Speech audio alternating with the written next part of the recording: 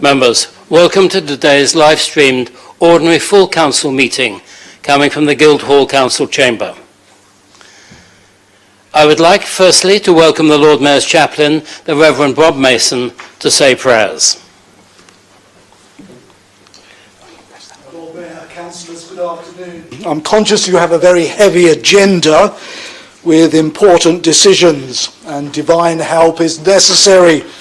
I'm reminded of John Newton's hymn, "Thou art coming to a king, large petitions with thee bring, for his grace and power as such, none can ever ask too much." Let's pray. So gracious and powerful God, we ask your help today for this meeting of the City Council. Thank you for all the essential preparations and the diligent work behind the scenes in preparing reports. Thank you too for visionaries in the past who have toiled for the advancement and the prosperity of Portsmouth.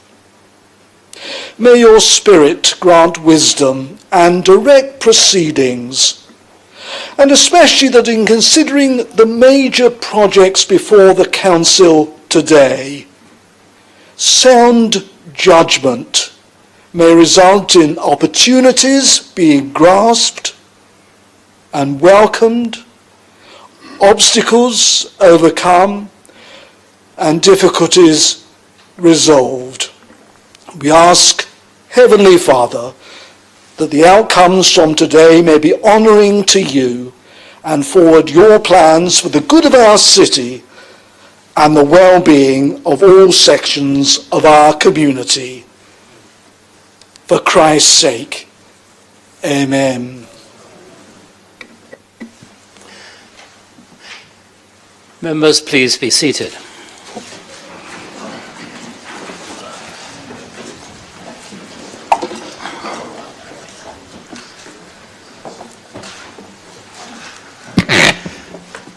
Firstly, thank you very much, Bob Mason, for your prayers. You're most welcome to stay for the rest or as much of this meeting as you wish to, but we will certainly understand if you have to leave for other business.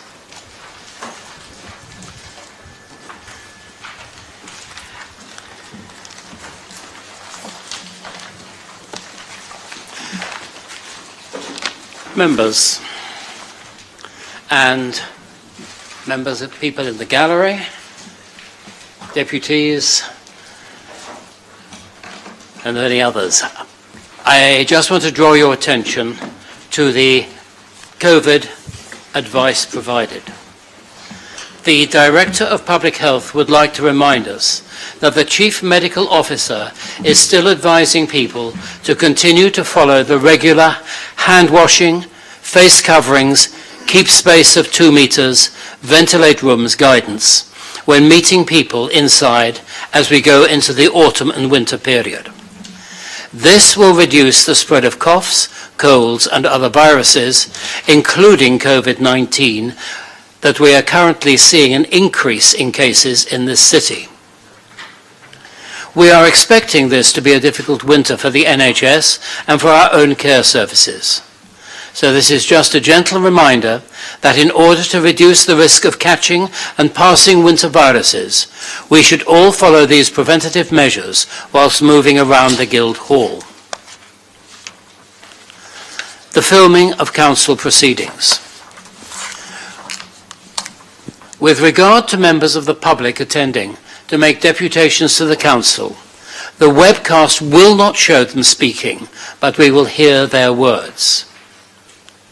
For the attention of those members of the public wishing to record proceedings of the the Council's rules prohibit the filming, photographing or recording of members of the public, including those making deputations. Evacuation procedures. If the continuous fire alarm sounds, please evacuate the room and the public gallery by the stairwells. Do not attempt to use the lifts.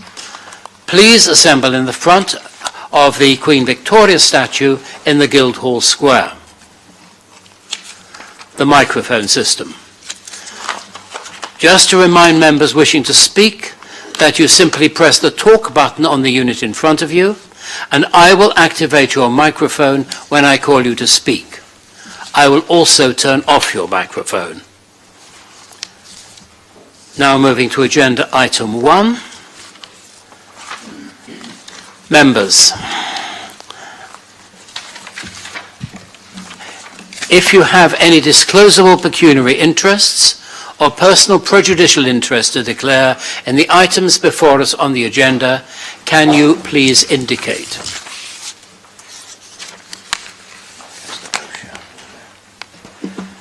Councillor Bosher.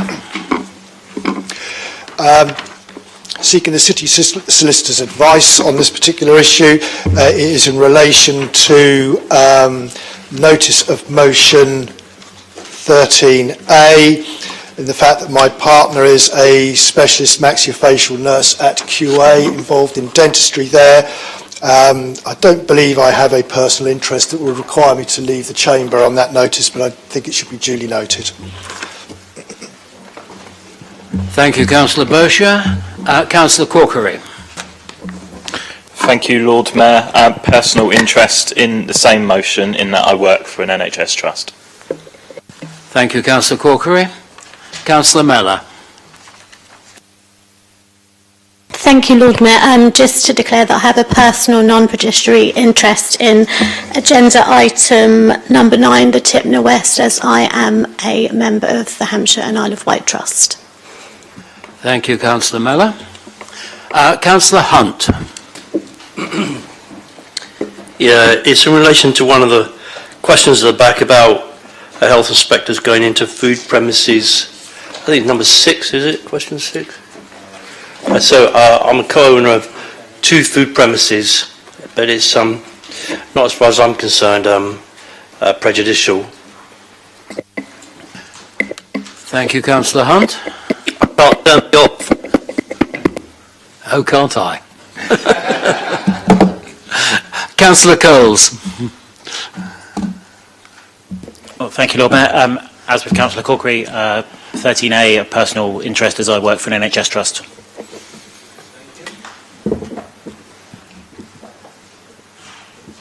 Councillor Norton. Of interest, but just so I will need to leave the meeting early, so apologies in advance for that. Right, thank you very much, Councillor Norton. I think that concludes.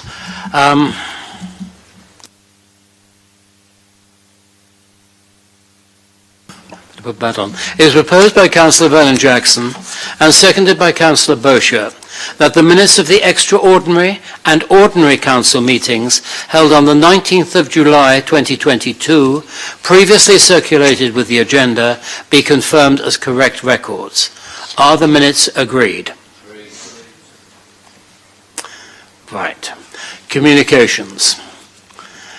Apologies for absence for the meeting have been received from Councillor Horton, who is unwell. Are there any other apologies for absence?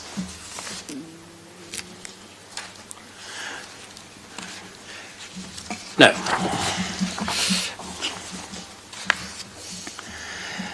Members, since we last met, the city, with the rest of the country, has been saddened by the death of our late Queen. Amongst the many messages of sympathy and sadness which I have received were messages from the Oberbürgermeister of our twin city of Duisburg, from the Mayor of our twin city of Caen, and from the councils of Portsmouth, Rhode Island and Portsmouth, Virginia, and from the Council of Halifax, Nova Scotia. These show, I am sure we will all agree, the respect in which our late sovereign was held throughout the world. And I would ask you to stand for a 1-minute silence in memory of our late sovereign.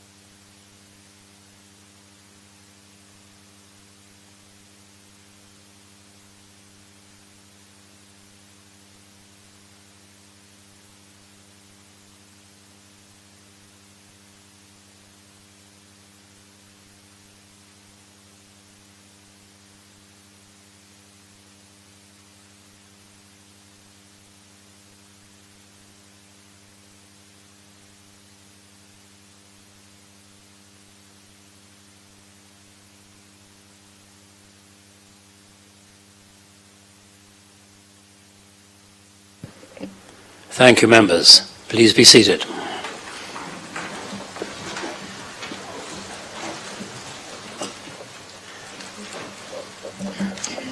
Members will have been made aware of the recent death following a long illness of former councillor Phil Shattuck. Phil was a councillor for Fratton Ward from 1986 until 2006 and was the leader of the council from 2003 to 2004. I got to know Phil Shattuck even before he became a councillor and was always aware of his deep and genuine concern for the ward which he served and the high regard in which so many people in Fratton held him. His funeral will be held at Porchester Crematorium at 3:15 p.m. on Friday next, the 14th of October. All councillors who knew him or who wish to attend are invited to attend.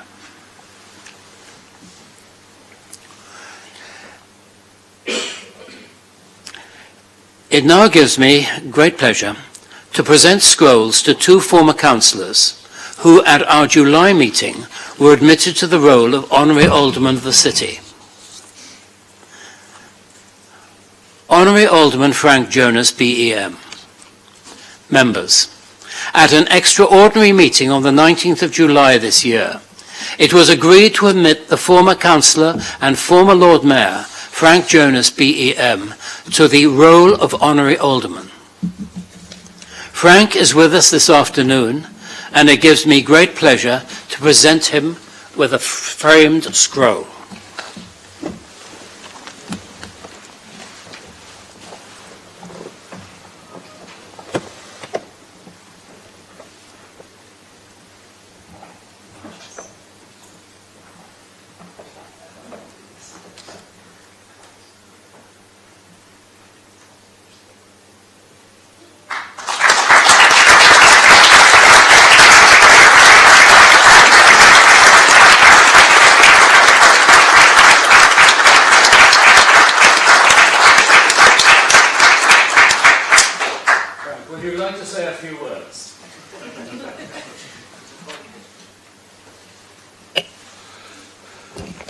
Through you, Lord Mayor. Thank you, members, for granting me the position of Honorary Alderman.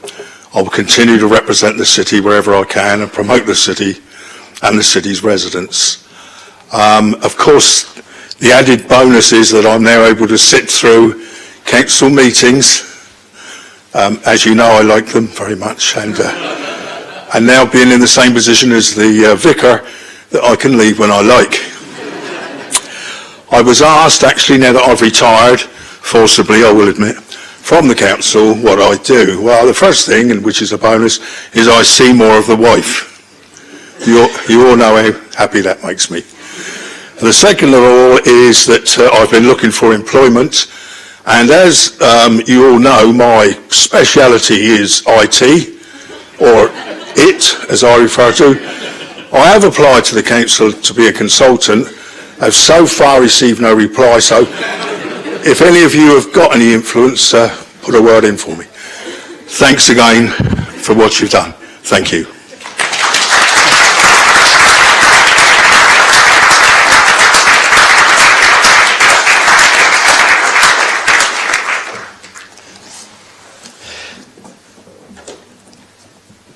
Rob Wood. As previously notified, Honorary Alderman Rob Wood. Members, at an extraordinary meeting on the 19th of July this year, it was agreed to admit the former City Councillor and former Lord Mayor, Rob Wood, to the role of Honorary Alderman. Rob is with us this afternoon, and it gives me great pleasure to present him with a framed scroll.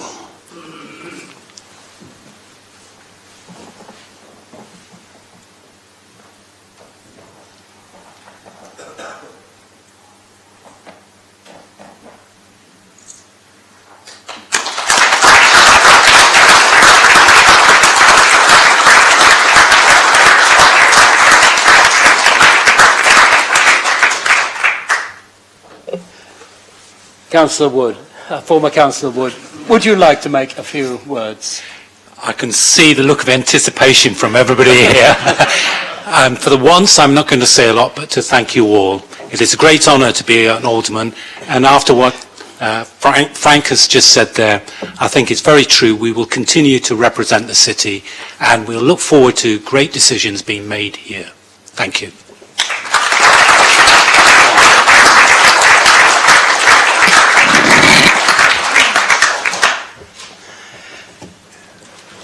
As previously notified, Honourable Alderwoman Donna Jones will receive her frame certificate at the 8th of November Council meeting, as she is unable to attend today due to a prior Police and Crime Commissioner business appointment. Finally, it is Sheila Wood's last Council meeting. Thank you for taking the photographs today, Sheila. As members will be aware, Sheila, who is the Lord Mayor's butler, will be retiring from the Council at the end of October. Sheila has worked in the Lord Mayor's team for 18 years and is a much valued member of the team and the wider culture. The Directorate, and indeed the whole Council, will miss her. She will be hugely missed. Many of you will know Sheila from council meetings and civic events. Some of you may have worked with Sheila when serving as Lord Mayor, and will know what a key member of the team she has been, something which I can very much confirm. I am sure you will wish to join me today in thanking Sheila very much for all the invaluable work and outstanding professional support she has provided over the years.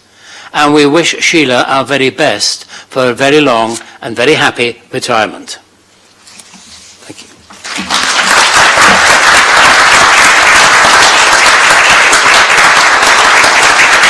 Did you want a photograph? Yes.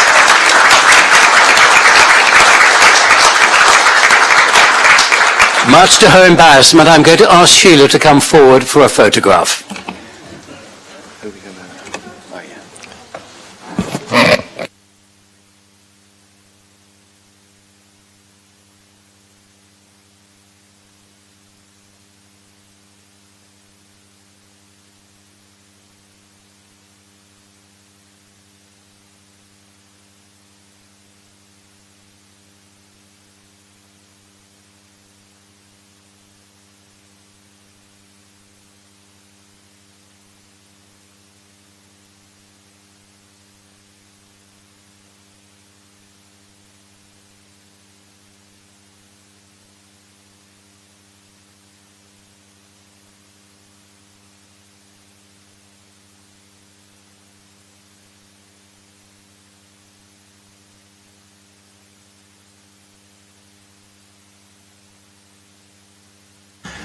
And lastly, some thanks before we come on to the business of today.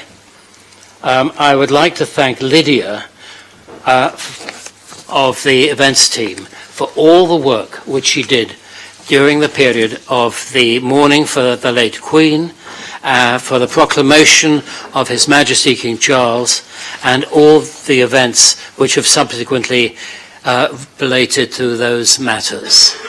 And so I would like it publicly to be recorded my thanks to Lydia.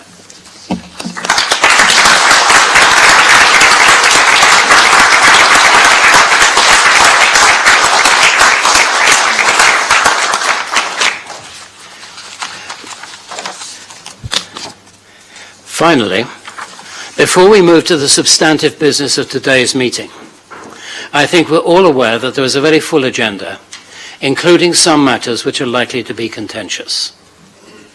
In order that we will not be here until tomorrow, I intend to be rigorous in the application of our standing orders, with the exception of Standing Order 28C, where I shall adhere to normal practice rather than what is written, and I would ask members to be disciplined in their approach to business and to the conduct of debate. We now come to item 4 on your agenda. Deputations from the public under Standing Order 24. There are 4 in-person deputations for this meeting, deputation details of which have all been circulated with a green sheet in the chamber. Can I ask Ms Tracy McCulloch, on behalf of the Portsmouth Green Party, to make your deputation on item 9? You have 4 minutes and the bell will sound when there is 1 minute to go, and again at the end of your time. Thank you.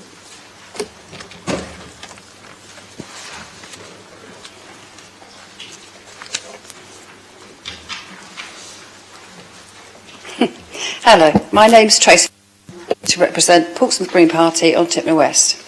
A year ago, I went on a wet and windy walk around the proposed development at Tipna West, along with Green Party members, locals and other interested people. We wanted to take a proper wander around the area to see what the fuss is about. We had seen all the flashy PR documents produced on the proposed developments and the opportunities claimed within them. Along with us was David Allwright from the Hampshire and Isle of Wight Wildlife Trust. He answered our questions and gave us a pragmatic overview, including the damage that would be caused by any more land reclamation and the space for wildlife that would be lost. It's obvious that this green space is more than just a piece of land in need of development. It's naturally managing itself to be more than just a wild and wonderful dog walking space. There are unique features in the landscape that do the job of so many things that can't ever be replicated and are at risk of being destroyed, such as the vital habitat for dark-bellied brent geese and the black-tailed godwit, and the salt marshes which act as a natural sea defences and a carbon sink, whilst also remediating pollution in the area.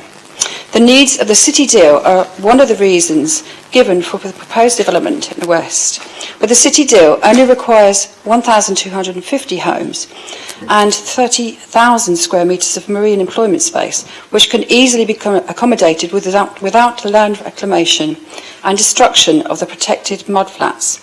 While it is clear that we need affordable homes in the city, we can't let protected sites be destroyed while brownfield sites are still awaiting development.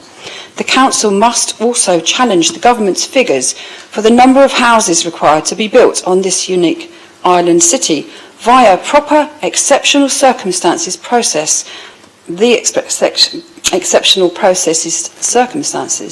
process already used by our neighbours in the Isle of Wight and elsewhere.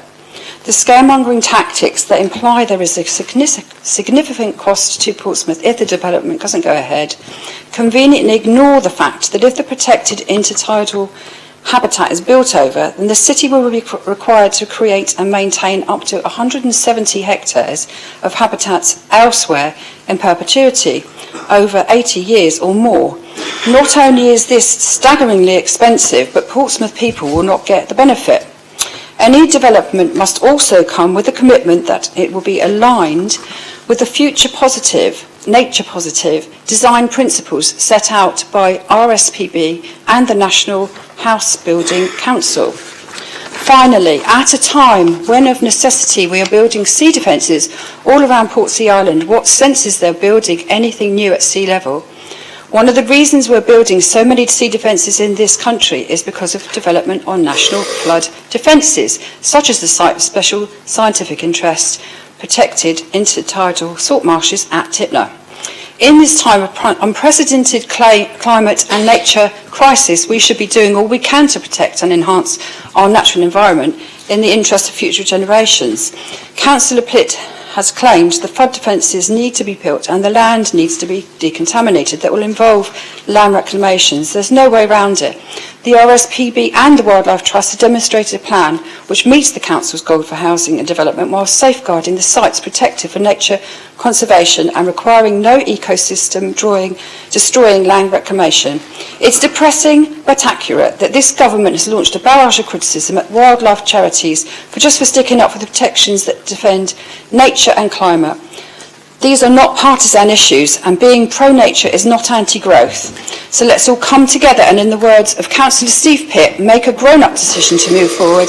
Let us all join together in opposing any new building at Tipna, which may have an impact on Portsmouth Harbour, will have an impact on Portsmouth Harbour and the biodiversity of our island city.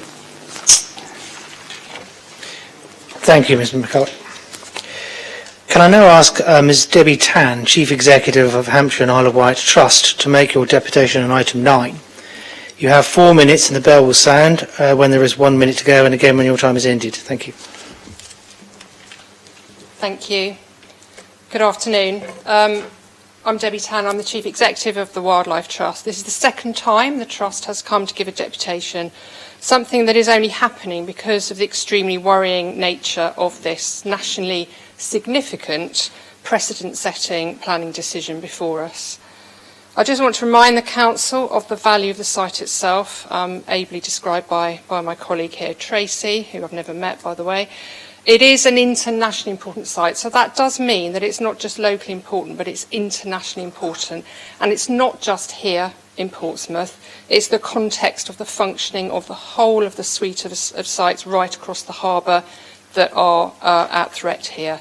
And as such, it should automatically be a no-go area for development. I also just want to remind the Council of the sustained public opposition to the destruction of protected habitats here and elsewhere. We had, as you know, 24,000 people sign a petition and over 9,000 people, including thousands of local residents, rejecting your plans in the local plan consultation. Recently, the Wildlife Trust and the RSPB have come together to show the government the public strength of care about the natural environment, and together we have millions of members. Public concern for nature is growing all of the time, as people know now that we cannot keep destroying nature in the name of growth. National media attention and news coverage was significant last time and could be again. I just want to also point out that we've been clear and consistent about our red lines from the start. We've also been incredibly accommodating. We've worked constructively with all parties to help find a solution, and we do understand and recognise the constraints that the City Council faces. And what we've done is we've shown councillors what a design could look like that doesn't cross our fundamental red lines. So on to the details of your principles. We are clear that you can make the two amendments that we are proposing without compromising the City deal. The current wording of Development Principle 3 should be amended to say that not just to protect land south of the firing range, but to avoid any loss of statutorily protected wildlife sites for the purpose of increasing the development area. That includes the land south of the firing range and the intertidal mudflats. Likewise, Principle 9 should not just minimise, but it must avoid any land reclamation for the purpose of increasing the development area. It is a red herring to confuse this point by saying that flood defences would require land reclamation, since development for that purpose is not precedent setting, but trying to increase the development footprint to make space for housing is. We need this firmly off the table. My final point is that there is no more compromise to be found on our side. We've worked hard to try and help the Council find a solution. If the Council persists on trying to build on protected land or sea, we will be forced to oppose it again in the strongest possible way and make this a national issue once again. We urge you to choose a way forward that doesn't cross our red lines for nature, so that we can all avoid yet more delay and more challenge and more cost. Don't be the Council that sets a damaging national precedent of trashing our most important sites, but instead be the Council that shows that sustainable development can be possible, that safeguards nature and protects our economy at the same time. Thank you. Thank you, Ms Tan. Can I now ask Mr Jeff Hector to make your deputation on item 9? You have 4 minutes, and the bell will sound when there is 1 minute to go, and again at the end of your time. Thank you. Good afternoon. I'd like to thank members of the committee for this opportunity to speak before you on this very important issue. A bit about myself. My name is Geoffrey Hector, and I've lived in Tipna for over 25 years. I am speaking on behalf of a number of local residents at this meeting today. Now the Super Peninsula Lennox Point has been ruled out, there are still some very damaging options on the table. Land reclamation is still a threat and will have a disastrous impact on species, habitat and ecosystems at Tipna and within the Portsmouth Harbour area. Land reclamation would also affect the ability of eliminating carbon capture and speed up climate change. Portsmouth City Council are currently using phrases like minimising land reclamation and giving local people no reassurance that extensive land reclamation is still being proposed. It seems to be giving developers the discretion to decide how much land reclamation they choose to carry out, which is completely unacceptable. Local residents still have no commitments from Portsmouth City Council about avoiding building on the Tipna SSSI with phrases like prioritising the protection of the SSI and the land to the south, and no firm guarantees for this protected habitat. It appears financial calculations and funding gaps are now the reasoning for pushing land reclamation and maximising development at Tipna West. I am sure that developing countries all around the globe could also make similar claims that by destroying rainforests and grassland and wetlands and oceans would have financial and economic benefits. We need sustainable solutions which protect against habitat destruction and provide future generations with the opportunity to enjoy open spaces and access to wildlife and to flourish. I would like to ask councillors to carefully consider any proposed developments at Tipna West and put the protection of wildlife habitat and the SSI at Tipna West at the forefront and heart of any planning decision. This decision must not be treated as an inconvenient side issue where a small scrap of compromise is being thrown to local people and where significant land reclamation is still firmly on the table. It is critical for the people of Portsmouth to get this decision right. Thank you for listening. Thank you, Mr. Hector. Can I now ask Ms. Maria Ogyegbili to make your deputation on item 13C. You have 6 minutes and the bell will sound when there is 1 minute to go and again at the end of your time. Thank you. Thank you very much. Good afternoon, everyone. And thank you for this opportunity to come and deputize on the topic, tackling child poverty during the cost of living crisis. I am speaking, my name is Maria Ogyegbili. I'm speaking from the knowledge of a parent who lives in the Portsmouth area. I have 4 children who went through school and needed to buy branded school uniforms. It was not easy on the family financially, and on many occasions I had to resort to the use of my credit cards to meet this unavoidable expense. As a parent, purchasing branded uniforms was an added expense and pressure. Knowing that I could purchase similar unbranded materials for cheaper costs in local stores. Although sometimes it is possible to get used uniforms from schools for a cheaper amount, most children do not want to wear clothing material that has been used by other children, and the children would mount pressure on their parents to buy new ones for them. And on many occasions, they are not the correct sizes in these school stores to purchase the correct sizes for the children who needed them. Most parents already have enough financial demand on their income. For example, paying house rent, which is ever increasing, utility bills, which have increased significantly in recent times, and providing daily food and nutrition for these young people. You would agree with me that where there is so much or too much demand on the limited income, some of these necessities would have to give way.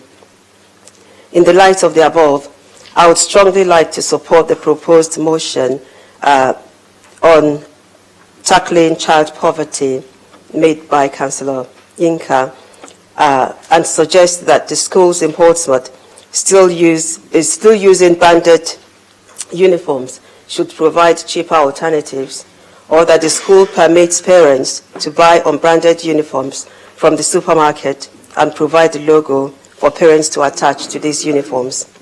Finally, I support that the threshold for qualifying for school meals be raised so that more children can partake in free school meals, which will subsequently be a great relief for parents who are already struggling with work poverty. Thank you.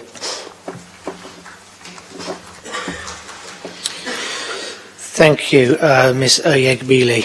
Can I ask now all those who have made deputations to retire to the above gallery if you wish to watch proceedings? Thank you.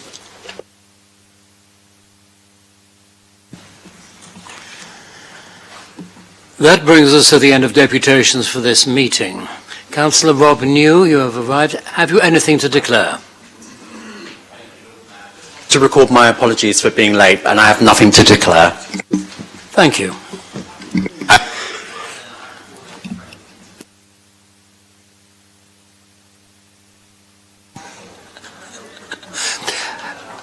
He will need special permission if he is going to speak.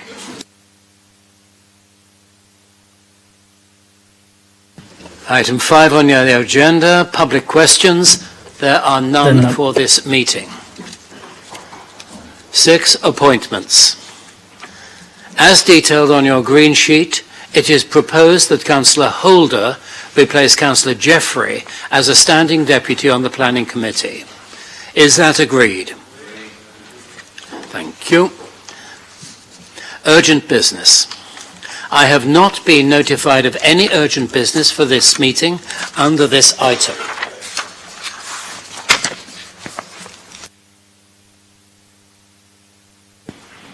Recommendation. Item 8.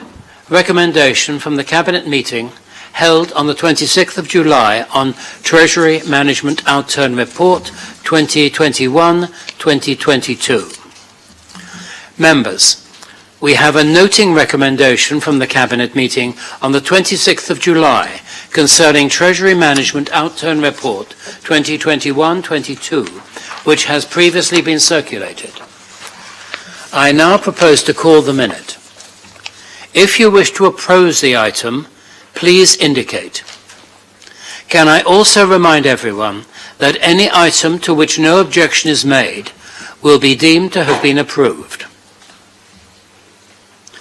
I call minute 100, Treasury Management Outturn Report 2021-22. That appears to be agreed.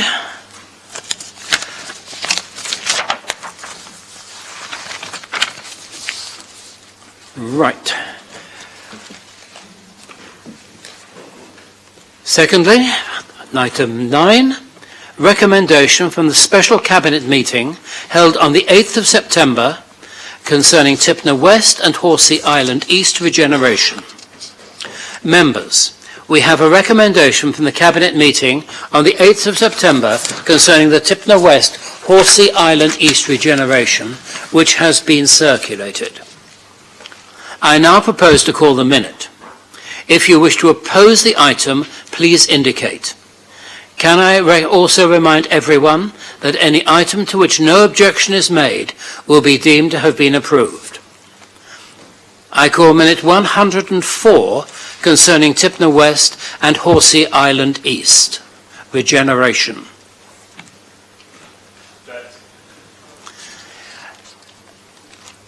As there is an objection to minute 100... There is an objection, yeah. Yes, there was. Yeah, he did say that. Yep, I heard you. I don't... Thank you, Councillor Corkery. As there is no objection to minute 104, I now call for a proposer and seconder to the recommendation. Can I remind members details of any amendments are to be given to me in writing before the commencement of debate?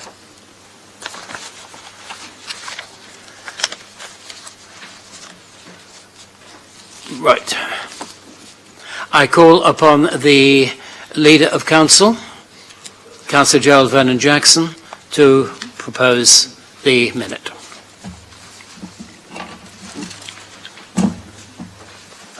Mayor, the land at the entrance to the city at Tipna has been derelict for many years. The City Council seems to start looking at this for development in the 1950s. In 2014, the City Council signed an agreement with the government to develop this as part of the city deal. Under Donna Jones's leadership of this council, the idea came to reclaim land so that any development would be better for the people who were going to live there. In the light of the lack of opposition, representatives at multiple opposition representations at multiple decision points after 2018, we continue to pursue this option. But there were subsequently more concerns raised about the environmental impact of doing land reclamation, and it's right that we've paused to take time to look at this again. There are three basic things that occur to me about any development at Tipna. The first is that there will be an environmental impact to any option, including doing nothing. If we do nothing, then the sea defences will fail, the land at Tipna West will flood with seawater, and eventually existing homes to the east of the motorway will flood. Even if we do the minimum of just repairing the sea defences, this will mean dredging and disturbance to the environment. So there's no option where there is no change and no impact on the environment.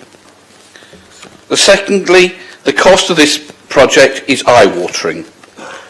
All political parties in the city have come down to a preference for the City Deal project.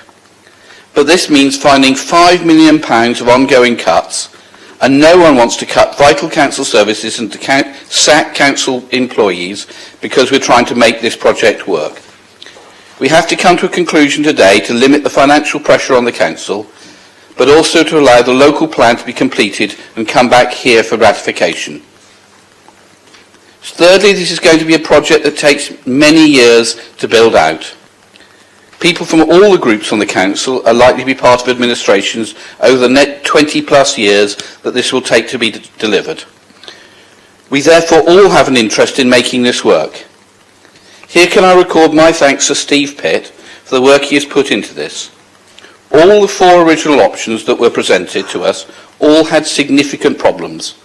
My thanks to Steve for thinking outside the box and coming up with a set of principles that allow the project to go forward in a way that does not over-constrain the council and produces the opportunity for us to work collectively, cross-party, to produce a proposal we can all support.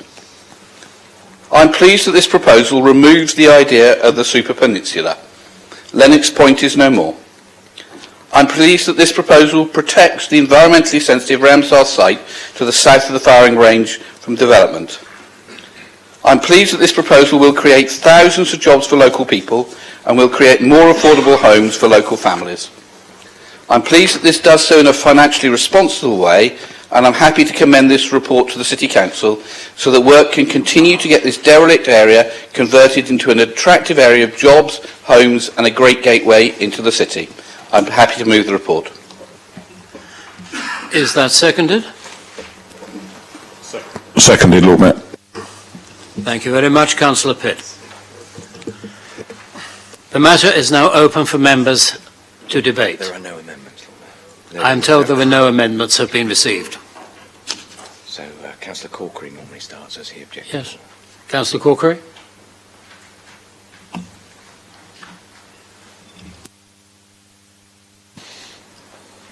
Thank you very much, Lord Mayor. I think it's worth starting just by reflecting briefly on how we've got here over recent years. I know the administration have just presented an argument that said that at the time they came back into power, there were no objections, or there were limited objections to the proposed development or to the proposed Super Peninsula.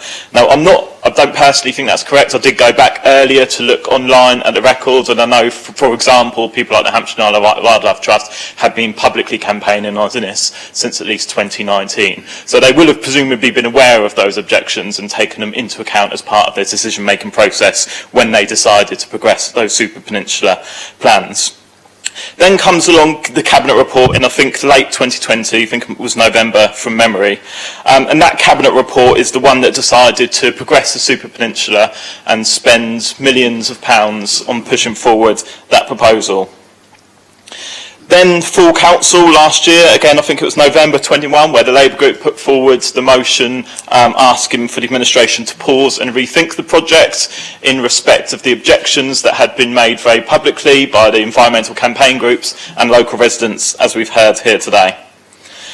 Since then, not immediately it has to be said, but then in the lead up to local elections this year, there was a cross-party group set up to look at the local plan, because we were told at that time The main rationale, the real reason for pushing forward a super peninsula at Tipna is the imperative to meet government housing targets. So therefore we need to look at the local plan, look at the figures within that. And we met, I think, fortnightly, if not weekly. There were certainly a lot of meetings where we went through kind of line by line the local plan. Now what I will say is that those meetings, as interesting as they were very much coming at it from a planning perspective. There was minimal, if any, input from the council as developer. It was about what the council as planning authority was going to put into the local plan. Now, as I say, those discussions focused very much on housing targets, and we were told this is the reason we're doing this, we've got no other option, we've got to meet these government housing targets. Now, one of the most interesting things I think about this report we've got today is 11,500 words. Do you know how many times housing targets are mentioned within it? A passing reference once. So housing targets no longer seem to be the big issue, despite us being led to believe they were the primary issue that this had been pushed forward previously. Now it's all about viability and the finances. So it seems to me there's a different reason at a different point in time, but all of which push us towards an outcome which results in land reclamation. I think in general, before getting to the kind of detail of this, our perspective on this is that the Cabinet have had responsibility and oversight for this project over a number of years, and it's been mismanaged and overspent. There's been a failure of political leadership to ensure buy-in to a project of this size, this complexity and this controversy. And I know I've said this a number of times and I'll keep saying it again. In a council with this political makeup where there is no overall control, it's incumbent on the council leadership to bring people with you. And where there are projects like this, from day one, you need to be engaging in a cross-party and a cross-city way, in a way that is meaningful and ensure that people's voices are heard, so that we avoid situations like this, where we end up with £18 million of taxpayer money sunk into a project that will no longer be taken forward, and significant uncertainty about exactly how much of that will have to be eventually written off. Imagine the difference those missing millions could have made to frontline council services. I think it's important that we do reflect quite seriously on the environmental red lines that are being proposed by the campaigning organisations.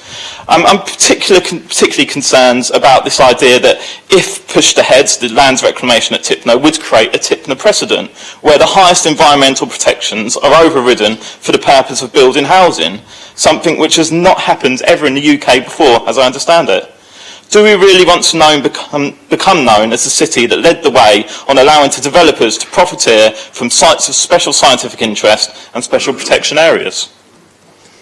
Listening to groups such as the Hampshire and Isle of Wight Wildlife Trust and the RSPB who tell us this project and the potential damage to the environment is an issue of national concern.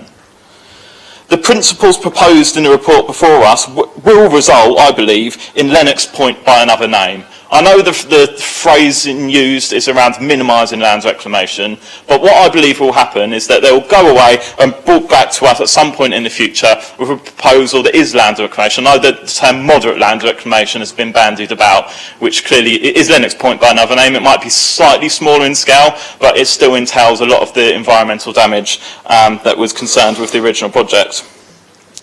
So what kind of project do we want? What kind of development do we want as a Labour group? We want to see the regeneration of Tipna, which places local people and the environment at its heart. There is a real danger with these kind of large-scale developments delivered by the market that it is profit which becomes the determining factor in what is built and for whom. That means minimal affordable housing, which is in fact not even affordable for local people. It means minimum space standards, so that people are crammed in like sardines.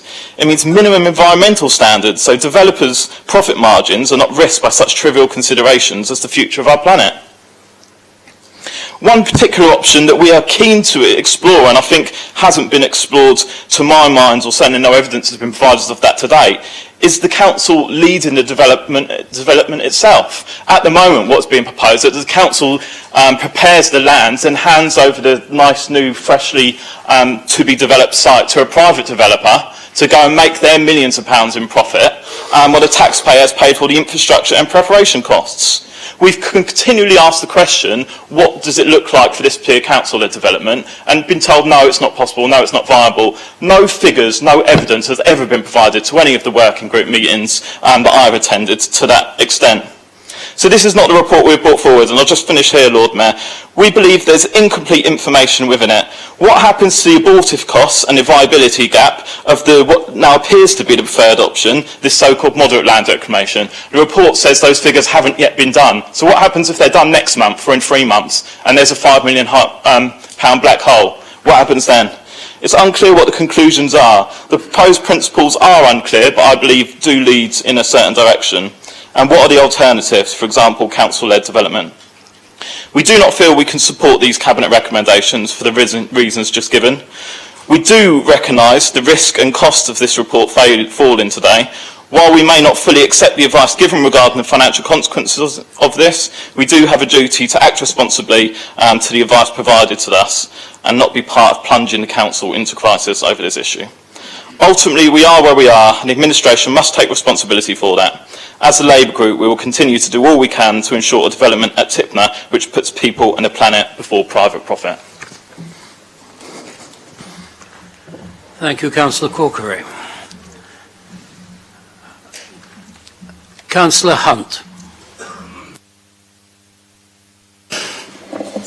I must admit, Lord Mayor, I thought there'd be a queue of people wanting to speak. For a matter of accuracy, Councillor Corkery, there was objection at the Cabinet meeting about when we were talking about Langs Point, and that was me.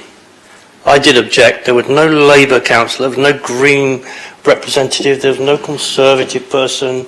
I don't even remember, I take at face value what you say about the Hampshire and Isle of Wight Trust, but the only person who objected to Leonard's Point back then was me. And then the path is subsequently is clear. Today, Lord Mayor, this council is set to make important decisions to ensure Portsmouth's growth, bring jobs to our city and create sustainable housing, affordable housing. At the same time, protect and enhance the SSI around Tipna West and the Ramsar site to the south. As one of the ward councillors for the area, on behalf of residents, despite some of the things that you've heard, it is vital to ensure sea defences are built to protect hundreds of homes and businesses across Tipna, Stamshaw and towards Hilsey from flooding as sea levels rise.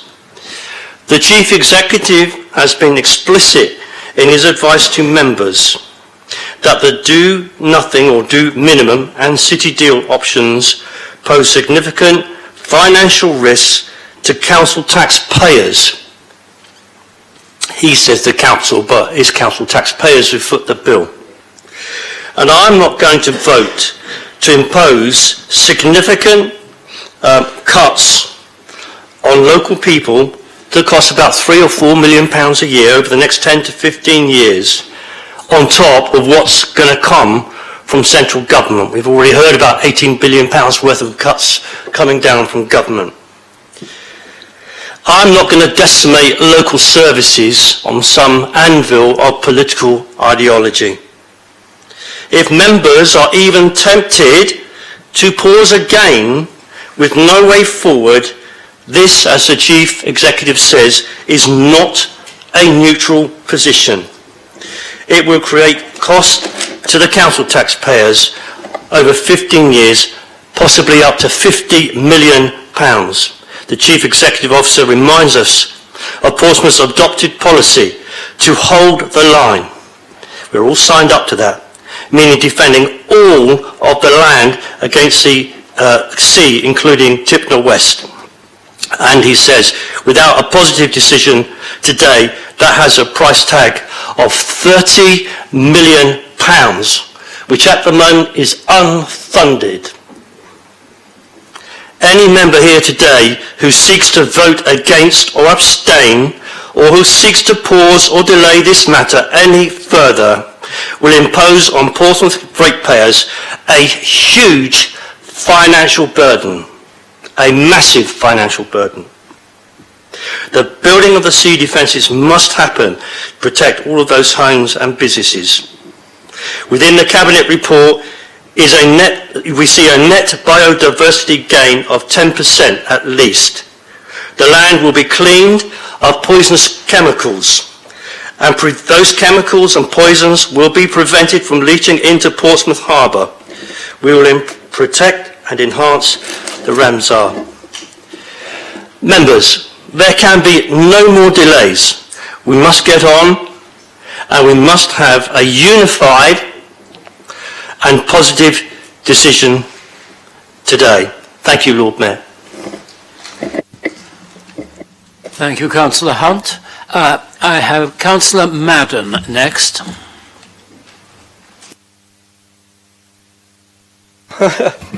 Likely I thought people would be queuing up, Lord Mayor. I also represent Nelson Ward, as Lee does, which of course is where Tipna is.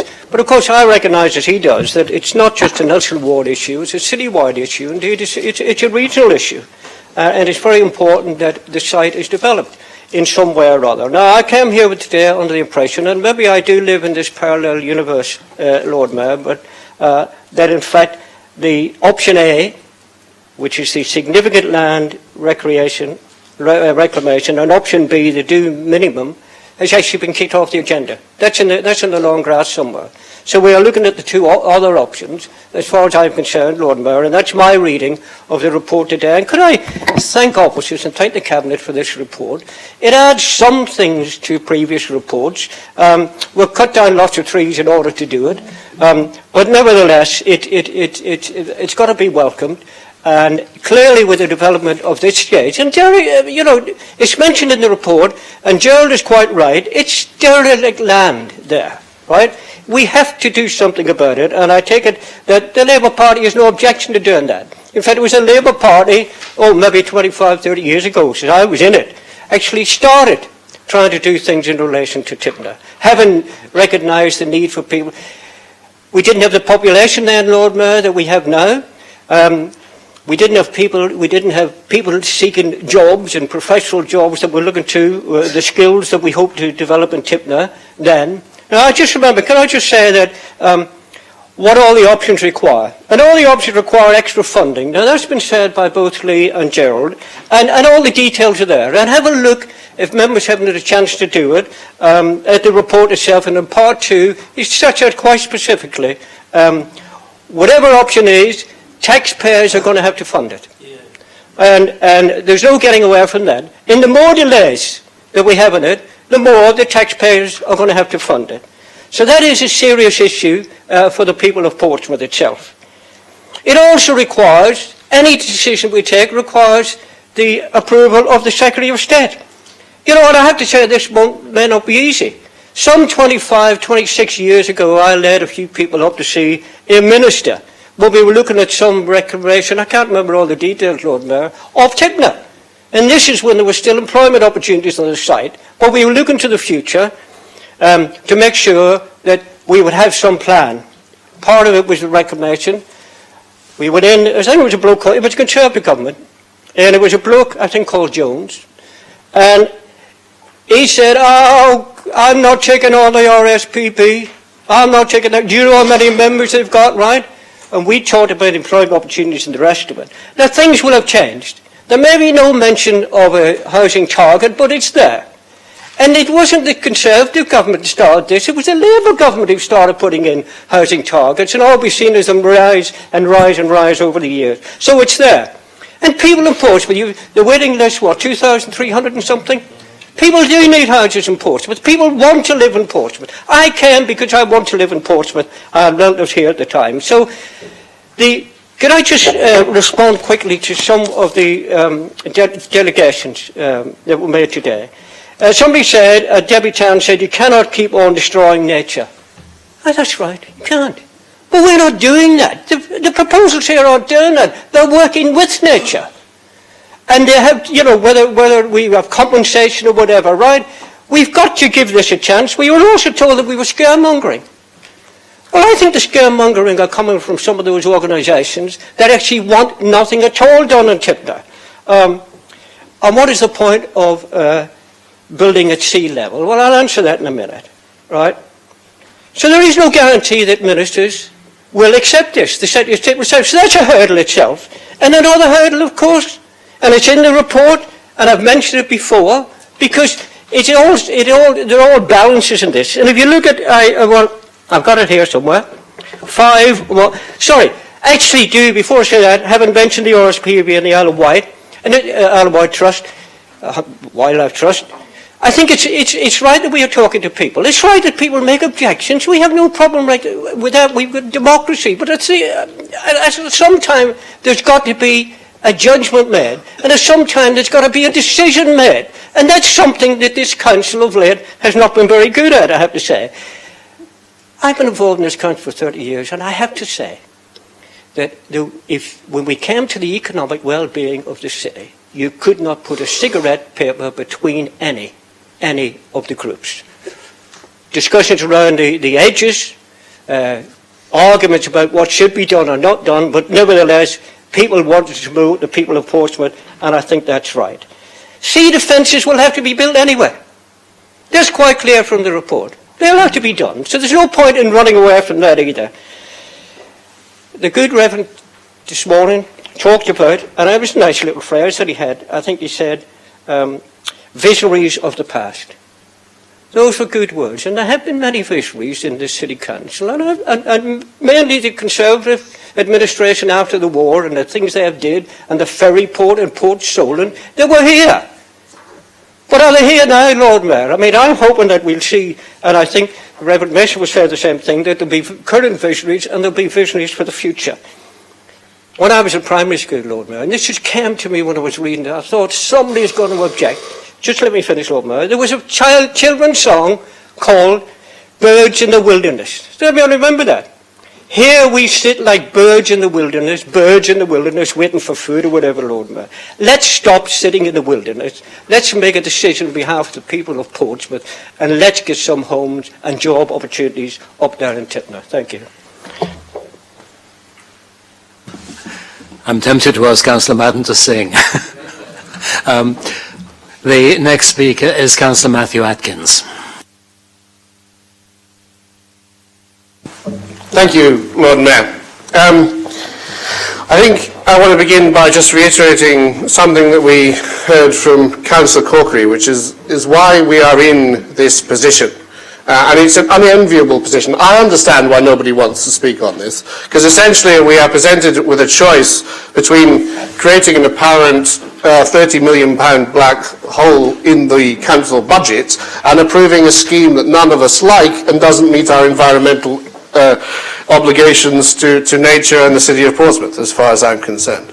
But we are in this position because of the indecision and incompetence of this Liberal Democrat administration. I take no responsibility today for the fact that I'm going to vote against this and the financial risks this creates, because I place that blame squarely at the door of Gerald Jackson, the leader of the council, and his cabinet. Because, frankly, we have a position where the two pieces of funding we cannot sustain are the £20 million, roughly, that has been spent to come up with no plan for the site. Today we have a list of 10 possible parameters, which are vague, which are indefinite, which, as the member of the Chief Executive of the Hampshire and Isle of Wight Wildlife Trust said, don't actually prevent land reclamation, which don't actually commit the council to any definite environmental protection. We have only these 10 vague parameters. We have nothing which is actually certain. We don't have a plan. And £20 million has been spent by the administration to achieve no plan. And second of all, we have a situation where Tipna is outside the flood defences that have been built around this city, and so there's a £30 million black hole to fund an extra flood defence system which the administration is hoping to plug by building houses which it will sell at a profit. The problem is, and we've heard repeatedly from members of the Liberal Democrat Party, that this is a piece of wasteland. The problem is it is not a piece of wasteland from an environmental point of view. If you go and you read the Solent Waders and Brent Goose strategy, published in 2020, you will find that this is described as a primary support site for the Brent Goose. It is a second tier site below a core area. It is likely that building on this site will have an impact on the population of the Brent Goose, And certainly, it has a good chance of having an impact on the population of the Brent Goose that visits this city. Now, this area, the Solent, hosts 15% of the entire international population of this species every winter. We are talking about a project that could have a material impact on the survival of this species. There are very few species that anybody in Britain on an international level ever has the chance to actually affect. We have the chance today to affect whether or not this species is still alive in 20 or 30 years, and certainly whether or not it visits our city. Tipna West, because of its specific characteristics, and if you consult Table 3 of the Brent Goose strategy, you'll find that the most suitable sites are large, they're flat, they're coastal grasslands, they don't have buildings within 500 metres, and they are low-lying and close to the sea. They're regular square spaces, they're not disturbed by human activity on a regular basis. Actually, they're often playing fields, not used at quiet times during the winter. And this is one of the few sites in Portsmouth, and indeed the area, that meets those criteria, and it meets them incredibly well. And actually the part that meets them best is the range, not the Ramsar site. Though the Ramsar site, where Councillor Mason and I and other members of the Scrutiny Committee last year for Transport and Environment, we visited this site, and as we were leaving we saw a flock of Brent geese come, land on the water in the bay south, the site between the Tipna Range and Whale Island, wait for us to walk off the path, and then quietly move up onto the Ramsar site in the range to feed. It's a classic example of the type of site this shy bird chooses to use. And it falls right in the middle of the Solent. There are other sites in the city that do this, but this is one of their support feeding sites, supports part of the population of birds as they transit to and from different sides of the Solent. Now, obviously, we have more essential sites. Farlington Marsh is one of the most essential sites, a core area. Some of the playing fields elsewhere around the city, in Farlington and down in Milton, in Langston campus, have primary support site status as well. But Tipna Range is one of the major sites on the east of the island, the west of the island, and it's the only one that meets all those criteria.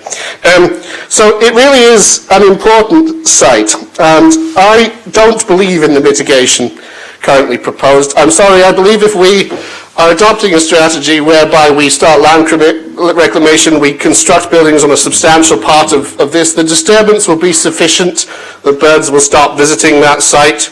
And I don't really believe that a site miles away in the hillside, first of all, that doesn't meet many of the suitability requirements of this species, will actually compensate for its loss. And certainly in the meantime, there will be a decline in population, and certainly, in my opinion, a decline in the population actually visiting the city of Portsmouth for Portsmouth residents to see and enjoy. And I just believe we will be falling short in our international obligations if we choose to allow these 10 principles to move forward without any kind of definite exclusion of land reclamation, without any kind of proper guarantees about the environmental protection. You could ask me, why not amend it? It's not something that in opposition we are easily able to do, because we need to identify where the cost savings will come, and obviously that is something that the administration will have to deal with. And as I say, I take no responsibility for the financial situation this council is in as a result of this unenviable decision, because it is a result of spending not to produce a plan that we are in this situation. We have no plan. This council has spent £20 million. That is our financial black hole. It is not my responsibility. It is the responsibility of this cabinet, and the fact that they have been unable to produce a plan for this site, but have spent large sums of money. Thank you, Lord Mayor. Thank you, Councillor Atkins. I have Councillor Scott Peter Harris. Thank you, Lord Mayor. I think the intervention on Tipna has been significant, and it's been across the chamber with all political parties on what they think and feel should happen on the site. I think without that intervention on this project, I think we'd lack the considerable understanding that we all have now in the chamber, which I think is actually a good thing. I think for longer term, I think we all know what we want. I think the council's more informed, but we're more informed further down the line than we probably should have been. I think the information we've got now, we should have had much earlier. We've seen members of the public coming here today and telling us what they think should happen and would like to happen. We've heard the discussion around environmental protections from the deputations today, and also as you've heard today again, land reclamation is still a significant issue for a lot of people. It's still what I would call the main issue that is driving distress amongst residents and environmental groups. I think we have a set of principles that have come out in the report, which I think have already been endorsed by this Cabinet already. And I'd like to think all members would actually agree that doing nothing is not an option on this site. We cannot sit back and allow nothing to happen. I think a financial black hole would be terrible for this council, and something needs to be developed at Tipna West. I think the biggest problem I have with this development is the engagement or the lack of it from the outset. I think that could have been much better. I think we should learn some lessons for the future. The reality is, though, this is no longer a decision based upon vision.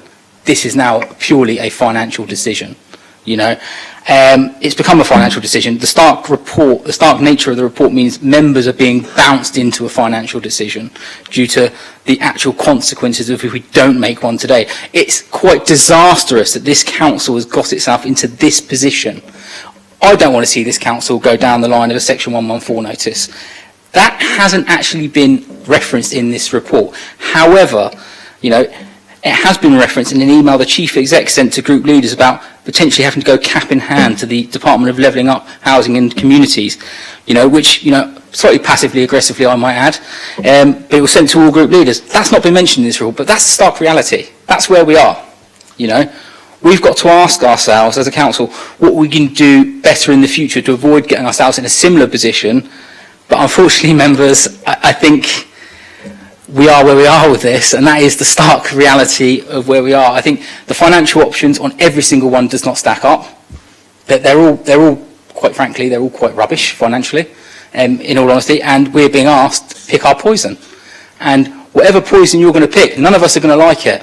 We're going to have to sit back and grin and bear it. And for me, that is the real disastrous place this council's got itself into. We are being asked to put ourselves into a financial position which is not sustainable long term, and for me that is not right. Thank you, Councillor Peter Harris. Councillor Smythe. Thank you, Lord Mayor. I want to build on the excellent speech that Councillor Corkery gave from our group by just pointing out a couple of issues, supplementing a couple of the issues he raised. I must say, I think we're not birds in the wilderness. We certainly aren't. We're on the verge of making a decision that, in my mind, remains a fudge. And we talk about compromise, but I think there's a degree of fudginess here. Do you know, I was thinking, given the polls at the moment, it's almost as if you know that Labour are going to come into power and be left with this mess to sort out. And I think that we certainly weren't a birds in the wilderness when we've had our discussion about this. We do think there should be some development. We do think that the industrial development is a good thing. This is a fine line. This isn't a, you know, top of the head for or against. But the sort of decisions that we are being asked to make and the sort of trust we're being asked to put in some of the wording of this remains of significant concern to us. Particularly bullet point 3, prioritise the protection of the land south of the firing range. It doesn't say avoid any damage to the land south of the firing range. That's a bottom line for us. Bullet point 9 says minimise land reclamation. Minimise, that's fudgy as well, isn't it? It could be a bit, it could be a bit more, it could be a bit more than that.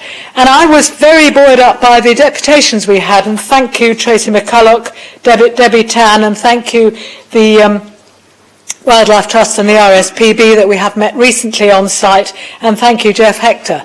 You've put your fingers on it. We have to be more sure that those red lines will not be crossed. We have to remember, and I think that we are being more responsible to warn you all and to join with others who seem to be agreeing with us and place on public record that this concern about the environment will not go away for us. If delay is a problem now, it's going to be much more of a problem in 1 year, 2 years, 3 years, 5 years, 10 years. During that time we hope to be in control. It'll be much more of a problem. And I want to re-emphasise the fact that no money can outweigh the possibility of any administration deciding to destroy any of this unique ecosystem. You will never replace it. Of course, we're always going to have an effect on it. Wildlife exists alongside human beings, but to make this, put this at risk at this stage in this way, we think is a very, very bad thing.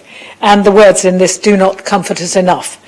I certainly don't want to be anything to do with the council that creates the Portsmouth precedent which would allow this sort of thing to happen anywhere else in our country. We're very densely occupied and we must preserve important wildlife and ecosystems to the maximum possibly can. And we know that's going to be a major compromise for everybody who's going to face expense, going to face difficulties, going to face changes to their lifestyles. We have a climate crisis, we have a wildlife and ecosystem crisis. It's not something that can be weighed in the balance against some of the other considerations we seem to be bringing to the fore.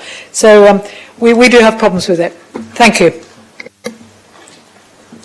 Thank you, Councillor Smythe. I have Councillor George Madrick, please.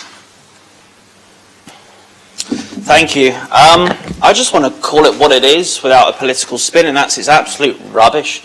Every option is rubbish. But the position we're in is rubbish. Everything about this is terrible. There's no good option, there's no good outcome, there's no possible positive spin. Nothing, it's rubbish. And I don't like the fact that Councillor Atkins said that he doesn't have any responsibility. We all have equal responsibility. I've only been in this council 18 months, along with Councillor Miller and Gerarda and Jeffrey, Holder, Brown. You know, we've come into this. And before we come into this was already a mess. You know, you guys collectively have asked the administration, as a minority administration, to go away and come back with a plan. They brought you a plan, you voted it down and asked them to do a new plan. Then you asked them for a new plan, you voted it down and a new plan, new plan, new plan, new plan. This has cost the money, this has been wasted, and this is our fault as collective. We weren't here as a group then, but it is our fault collectively. We are the politicians, we are the people elected. It's our fault. We frustrated the process, and now we're in a rubbish situation because for years, politicians like us have been making rubbish decisions. There is no plausible outcome. In respects of people saying, well, you know, we could ask the numbers to drop, I was in a meeting along with Councillor Pater Harris, Councillor Gerarda, Councillor Hunt, Vernon Jackson, and obviously officers, where we spoke to the Chief Planning Officer of England, and I asked the very, very blunt, simple question. Tell me, is there a way we can reduce these numbers? Factually, is there a way? And the basic blunt answer was no. Simple as that. No, we can't. They said that there is possible, plausible things that could be done in theory, but it's only ever happened, I think, and one of the officers may be able to answer this if they're allowed, but it's only happened in one council on a very, very small level. It's a bad situation. Nothing's easy, nothing's good, no decision we make today is going to be positive, but frustrating the process even more will be even more negative. As councillors, I'm sure we'll have a lot more time to scrutinise and to go through all the different things that they're going to put forward. I do actually agree with Councillor Corkery that I think we should look into internal development. I'm assuming there's lots of reasons why we can't, because let's face it, it is a massive thing, but I do think that should be looked into, because why not? However, what I will say is the one thing that makes me uncomfortable as a councillor, really does make me uncomfortable, and I'd love to see a show of hands of how many councillors in this room has been a director or owned a company that's produced 100, 300, 400 million pound development, because I certainly haven't, and we're sat here expected to vote on things and make decisions on things that, let's be quite frank, are beyond our comprehension or understanding.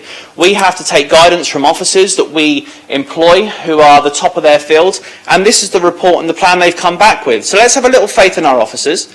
Let's push this through, let's allow it to happen, then let's do our job as politicians. Let's break it down, let's scrutinise it, and let's use the talent within our groups that know about certain sections of this, and let's scrutinise it properly, collectively, as a unit for the benefit of Portsmouth. Forget politics. Politics is crap in this situation.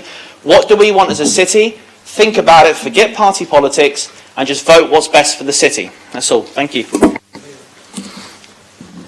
Thank you very much, Councillor Madrick. I have Councillor Bosher, who is the last person currently on my list. Last and least, or last but not least, Lord Mayor. I'll let others make that decision. I'm very minded of the conundrum that we actually have facing us today with regards to development over the city finances, and the city finances appear at this moment in time to be the important thing, because clearly the administration are going to have some serious budget considerations to come for next February, which should make next February a very interesting debate. But Lord Mayor, I'm sort of wondering what the Brent Goose has done to the Liberal Democrats to warrant all this, because I cut my political teeth back in the 1990s when they wanted to move Fratton Park to Farlington Marshes, and some people may remember that. Councillor Heaney's nodding away, he probably does. And the champions of destroying that Brent Geese habitat was Mike Hancock and the Liberal Democrats, and here we are again 30 years later. Let's try and take it out on the Brent Geese all over again. Certainly I'll be canvassing down at Farlington Marshes, because I think there could be some more votes for me down there, but certainly not for the Liberal Democrats. But the debate has been quite interesting, and I want to pick up on something that Councillor Corkery he's mentioned it in the working groups on a couple of occasions, and Councillor Madgwick has alluded to it as well, and that's some sort of in-house development. And I appreciate that you're a new councillor. There are some of us who've been around a little bit longer, but I'd sort of mention two words: Spinnaker Tower. We tried to build that in-house with Portsmouth Spinnaker Tower Limited, and I'm looking at Councillor Madden because he will probably remember this, and we were asking our engineers, I can't remember the gentleman's name for the life of me, I'm sure you will, Leo, that we were sort of asking to be an assistant city engineer in the morning and build us a tower in the afternoon, and that ended up in a political hot potato, and we ended up with a development and running over costs. So be very careful what you wish for if you want to start trying to build things in-house, because obviously there's lots of employment contributions and a variety of other things that would need to go with that particular aspect. Now, certainly from my aspect, I make it quite clear, the Super Peninsula development is not something I support. Neither is the do nothing, do minimum option. I don't support that for exactly the same reason. We need to actually protect it. But I find myself caught in the middle between the two particular developments, and I come back to the things that have been said time and time again as this debate has gone through, and that's around the 9 bullet points that we've actually got before us. Prioritise the protection of the land south of the firing range. That, to me, and I will use Councillor Smythe's word, it's a fudge. It doesn't say rule out. It doesn't suggest that there's something might come back and actually be developed there. And the other one I have a big problem with is bullet point 9. Minimise land reclamation. What does the word minimise actually mean? We've had presentations with officers, with maps where bits get added on all over the place, as I'm sure other groups have. It doesn't actually answer it. And when we challenged and says, what does minimise actually mean? Nobody's actually given us an answer. Minimise should probably say no land reclamation, in my opinion. But we are where we are, and I suspect this will probably go through. But Councillor Vernon Jackson, you're on notice that there are members of this council that are going to be watching very closely what your interpretations are of words like minimise going forward, because that is where people are absolutely interested in what the outcome is actually going to be. Now, there are no good options in this. Every one of them is a bad option, and my colleague here is a case of choosing your own poison, and I totally agree with that. There is no good option we actually have before us today. They're all unpleasant options with what we've actually got, but we've actually got to do something somehow, and no doubt this will actually come back. But I go back to perhaps two things that have come out of this, and this is more about the process rather than anything else. In the first instance, Gerald, your engagement with the opposition groups leading up to the notice of motion from Labour was dreadful. We had engagement with officers eventually on this, and it led to, I think there were a few officers that actually left the organisation, not necessarily on the back of our meeting, but they were astounded, and I actually had a written apology saying they apologised because they hadn't engaged with the Conservative group, despite us asking. There was no engagement. We then went into these cross-party working groups, and we spent the first 4 months of those, probably 5 months of those, with officers and yourself trying to justify, let's go down the Super Peninsula route. This is why we need to go down it. So we eventually, and the messages coming back from the other groups was, we don't want to explore that. The notice of motion made that abundantly clear that that's not where we wanted to be. So we probably could have been having this debate back in March. But here we are, over 6 months later, with more wasted time, because you are not leading your officers, Gerald. You are being led by your officers, and we are in the mess that we are today. Thank you, Councillor Bosher. I have Councillor Pitt. Thank you very much, Lord Mayor. A few things to note. Just to reference back, one of the deputies did mention specifically that the council needs to challenge on housing numbers. Councillor Madrick is correct that the current situation we have was confirmed by the head planner for England, and that we have done all that we can at this stage in the local plan process.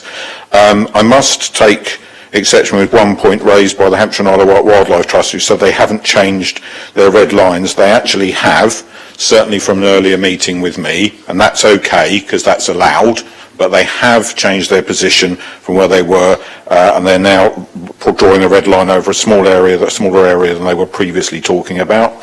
They've also said that they've presented viable proposals to the council, and I must make it absolutely clear to this council that that is not the case.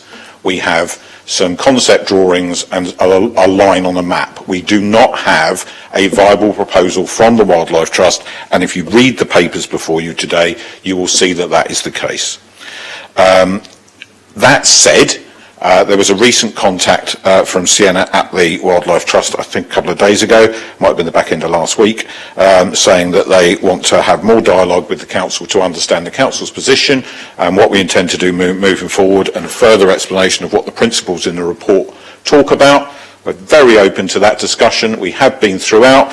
It was actually myself, before I was given an enforced year off from the council, that insisted that funding was made available directly to the Wildlife Trust to fund expert advice for them so that they could fully understand the implications of all of this, knowing that they're primarily a voluntary organisation and didn't have that resource available. So it's certainly no intention to exclude anyone who wishes to express concerns, quite rightly, about the environmental impact going forward and how it's dealt with. That must be an integral part of how we move forward from here. A couple of comments made by Councillor Corkery. £18 million sunk in.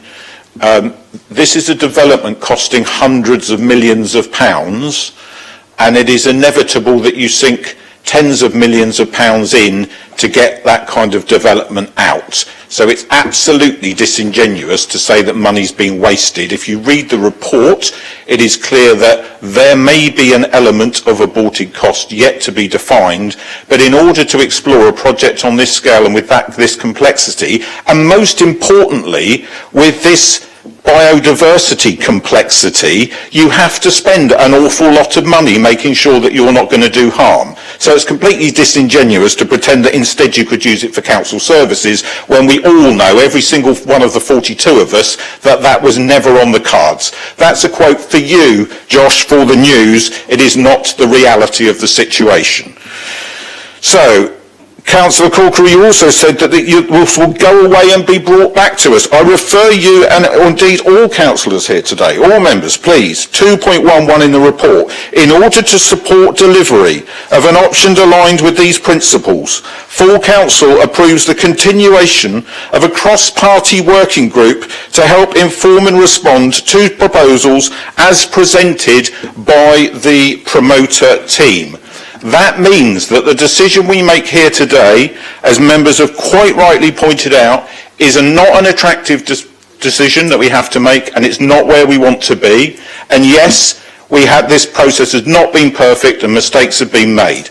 We have to work cross-party from here on in, because as Councillor Vernon Jackson said in his speech right at the very beginning of this debate, every one of the groups sat in this room right now will have skin in the game as part of a council administration in all likelihood over the next 20 years.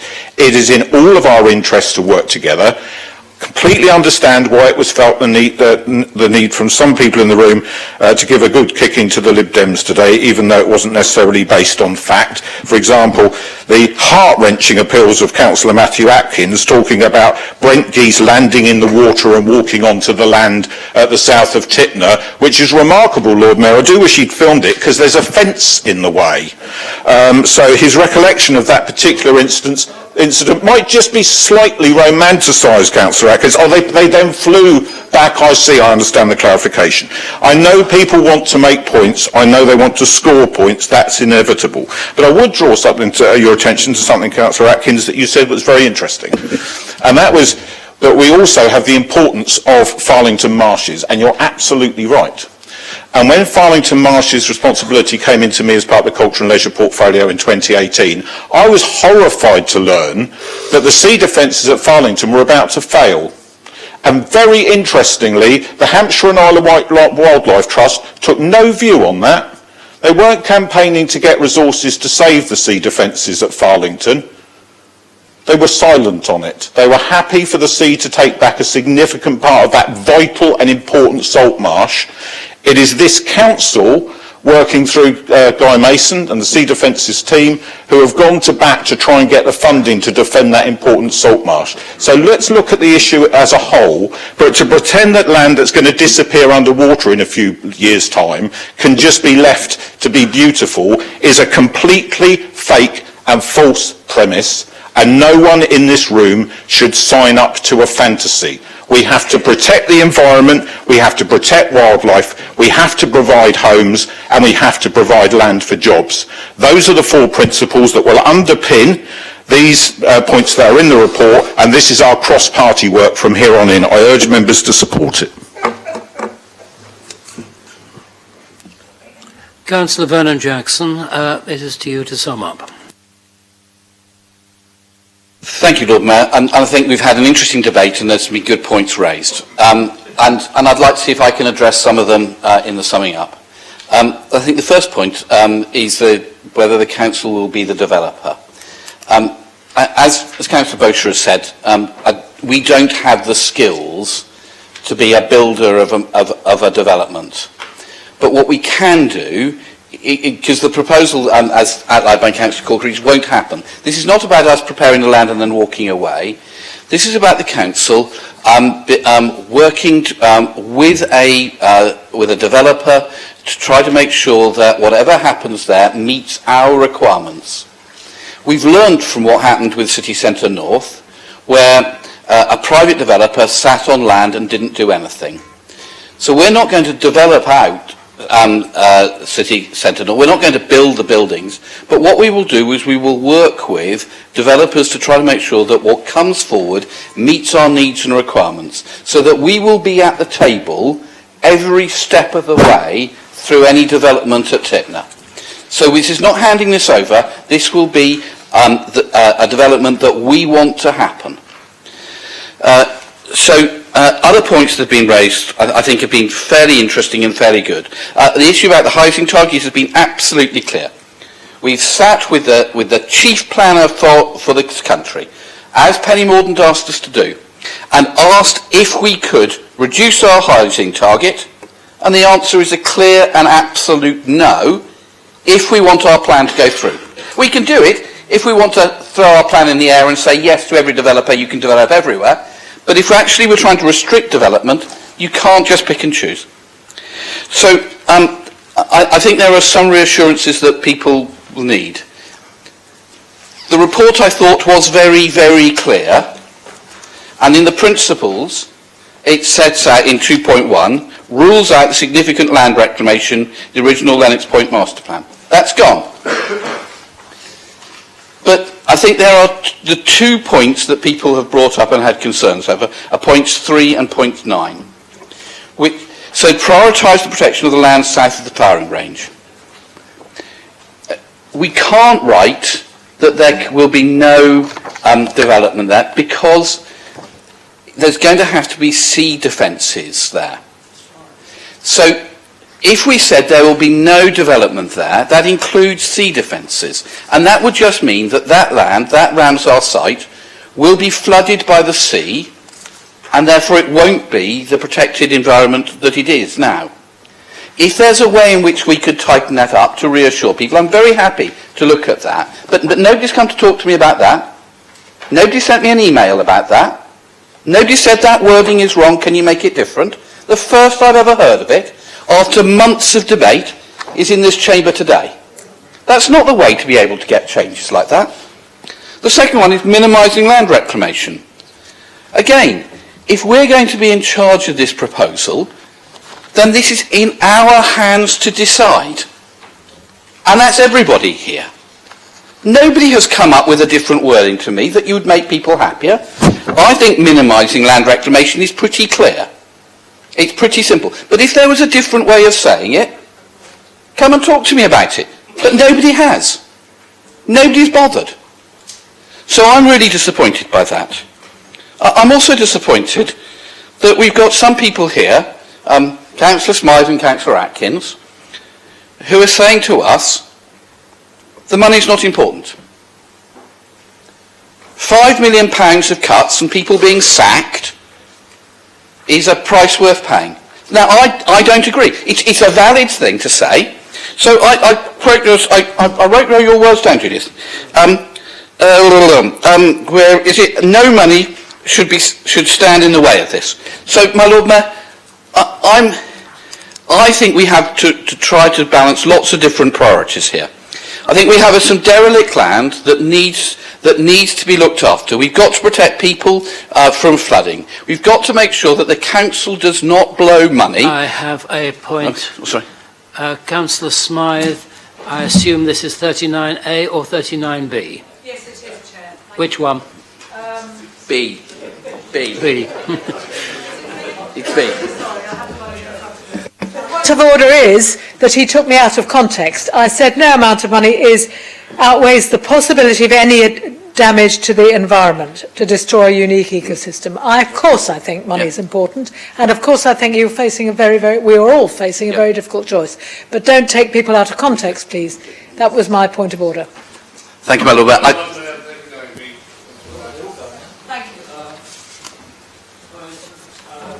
Councillor Atkins, this 39B? Yes, also clarifying something in my earlier speech which has been misrepresented, which I gave an introduction. The introduction was about how horrible a mess the finances of this whole situation were and how bad that was for the council. I noticed the leader doesn't have a quote from me to back up his completely erroneous statement that I said I didn't care about the finances, so I would like him to apologise, thank you, Lord Mayor, for misrepresenting me. Thank you, my Lord. I think Councillor Atkins indicated he was going to vote against and therefore be imposing large costs on the council. My Lord Mayor, I think the important bit, so my Lord Mayor, I will absolutely apologise to Councillor Atkins as long as if he's going to vote to support this, and I absolutely will be clear on that. Councillor Vernon-Jackson, will you speak to the chair? Sorry, my Lord Mayor, I'll be very happy if Councillor Atkins does support this, and I'll apologise for misunderstanding him on that. So, my Lord Mayor, thank you very much for Councillor Smythe for clarifying it. I think that makes her position and my position absolutely clear that I was correct in what I was saying. So my thanks to you for reading that out. So my Lord Mayor, I think it's really important that we come to a conclusion on this. Delaying it yet again will not be the right thing to do. We need to provide something that says we're going to protect the land, we're going to protect the people who live there, we're going to have development on derelict land as we have got a contract with the government. As we have spent money on this, absolutely. But we've spent money that's been given to us by the government to get a development to happen. Not one penny that has been spent on this could have been spent on any other council business, because it was money given to the council specifically to do this development. So saying that somehow this money could go on to something else is completely erroneous and has not one shred of evidence to support it. My Lord Mayor, We've got to make sure that we run this council financially competently. I'm really pleased that over the years this has happened in Portsmouth and that we have managed to run the council's finances well. I hope members will not go down the road of voting for large cuts in services we provide to local people and large amounts of redundancies. I hope that we'll look forward and get some development here, something that people have been looking at for over 70 years. My Lord Mayor, I'm happy to commend the report. Thank you, Councillor Bernard-Jackson. We will now go to the vote.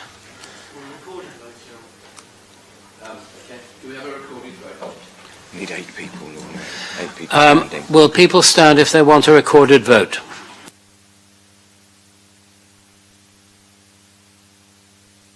There will be a recorded vote.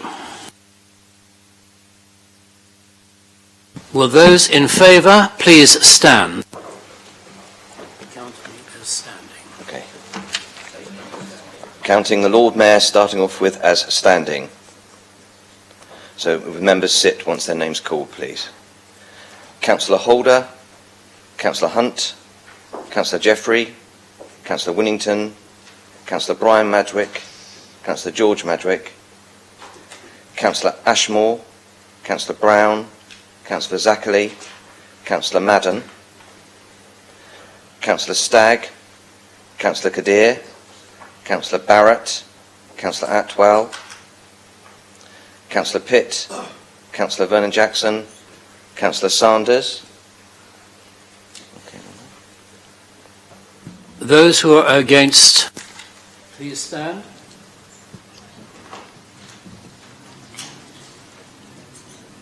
Okay.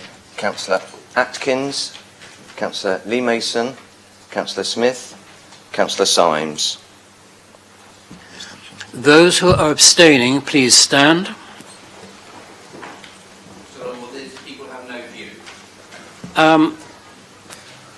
Please do not interrupt at this point, Councillor Vernon-Jackson. Councillor Shah, Councillor Mellor, Councillor Adeniran, Councillor Heaney, Councillor Smythe, Councillor Gerarda, Councillor Corkery, Councillor Coles, Councillor Fielding, Councillor Brent, Councillor Bosher, Councillor Peter Harris, Councillor Norton, Councillor Weems, Councillor Robert New, Councillor Gemma New, Councillor Gosling, Councillor Swan and Councillor Simpson. We'll just do the tally for you, Lord Mayor. Okay.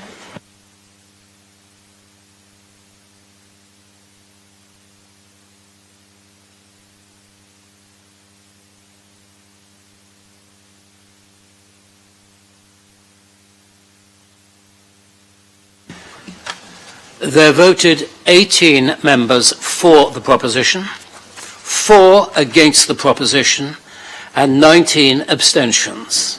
That's carried. The motion is therefore carried. Thank you.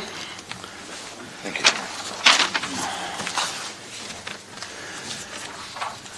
you. Members, we now move on to the next item of business brought forward from the Cabinet, which is that of civic office sustainability.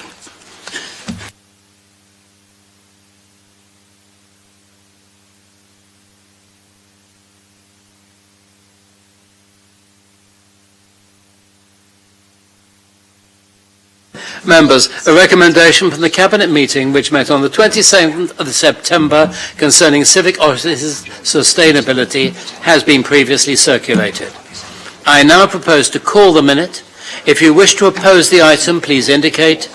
Can I also remind everyone that any item to which no objection is made will be deemed to have been approved. I call minute 111, Civic Offices Sustainability.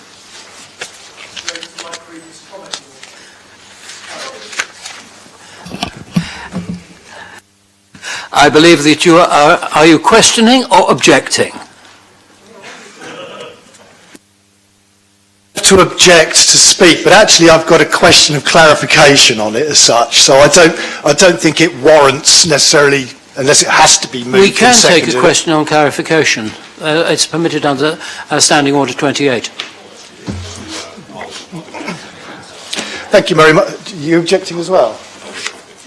if there was... Oh, hold on a minute. Sorry, Lord Mayor. Are Right. you objecting because you want to speak to it? Right, it's an objection, Lord Mayor. The correct order is that we will first of all ask for the motion to be moved because it is going to be objected to. Then we will move to the question. Then we will move to the objector. So, can I have a proposer for a seconder for... I think the leader needs to... Sorry? It's the leader doing it. Leader? Thank you, Lord Mayor. Happy to propose this and happy questions to be answered. I'm sure Councillor Atwell will be able to answer them very well on the basis this became a report from a cross-party group. Is that proposal seconded? Seconded. It is seconded. Right. In which case we move to Councillor Bosher for Councillor Bosher's question. On the council leader to have a little snipe about something, haven't you, Lord Mayor? My question is essentially is for the city solicitor in this particular instance, so you can stand easy, Councillor Atwell. And it is essentially a question of processes as much as anything else, because this item is for information only, therefore there is no decision being taken against it.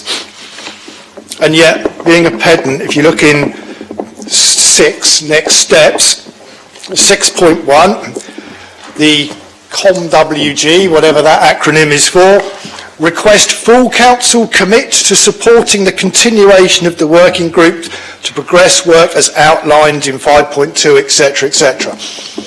My sort of question is, if this is a noting report that doesn't require a decision, we actually have a step here that's asking full council to commit to supporting. So it's asking full council to make a decision. Do perhaps have the clarity in that?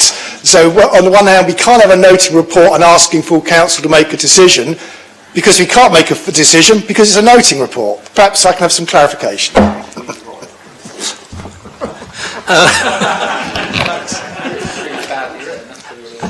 I think this is beyond my pay scale, and I need to turn to the gentleman on my right, who is the city solicitor, to give you an answer. I'm going to try and give you an answer that makes some sort of sense, but there you go. The starting point is obviously it's an information-only report. That's the starting point. The second point is you have a motion that's been moved and seconded, so you're in the room with that. The reality is, though, it's not actually asking you to do very much beyond note the note and continue to note for another day. So that's where you really are, Councillor Bosher. So it's before the floor, so to speak. But it isn't asking you to do anything terribly exciting. Councillor Ryan Brandt, please. Thank you, Lord Mayor. I'm very pleased that the notice of motion that I brought forward has sort of been the catalyst behind the working group, and actually between my notice of motion and now there have been 4 meetings of the working group. This is just me putting my opinion forward and potentially allowing other members to join a debate if necessary. So there's 3 options presented to us, I believe, or to the working group, which will come back to us. But I'm just concerned, really, especially considering what the council leader has said about being financially responsible, that one of the options on the table is the most costly and the least effective. So really, and this decision can't be made in this chamber, but my comment to the chair, which is Councillor Chris Atwell, would be to maintain the building off of the table as an option and just take that back to the working group. I think all of us are under the same agreement that actually the civic offices isn't fit for purpose, as the debate showed, and by removing that option when it comes back, which I'm quite happy that is going to be coming back in March, which will be enough time, but will help us make a robust decision then. So I just think that's the wisest thing to do. Thank you, Chair.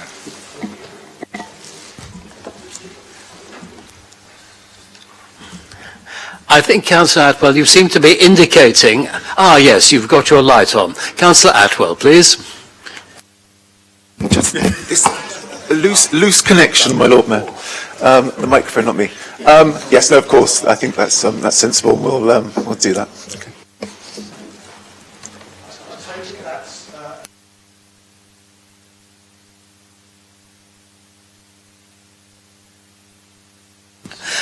I don't think it cannot be an amendment. It's an undertaking. It is an assurance to you.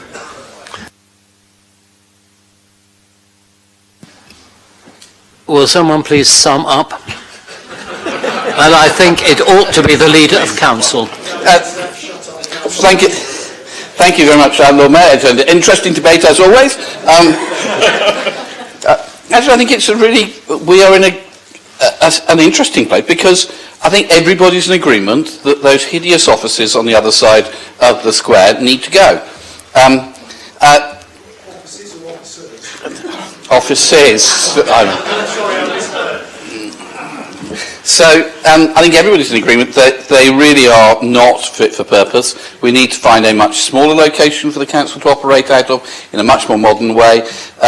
Those offices were built before the computer was really popular at all, and the way in which they operate, being a place with black glass and no air conditioning and no ability to open the windows, is not a way you design a building now. So I commend Councillor Atwell and his team to come up with something, and I don't think anybody will want to continue with the civic offices as the place where we are located. Partly because they're terrible, but partly because if we're having any hope of being able to hit our carbon neutral position for 2030, we cannot be in that building. Thank you. We now move to the vote to note. Those in favour of noting, please. Yes. Those in favour of noting, please indicate. Any to the contrary, please indicate. Anybody abstaining? Good. Carried unanimously.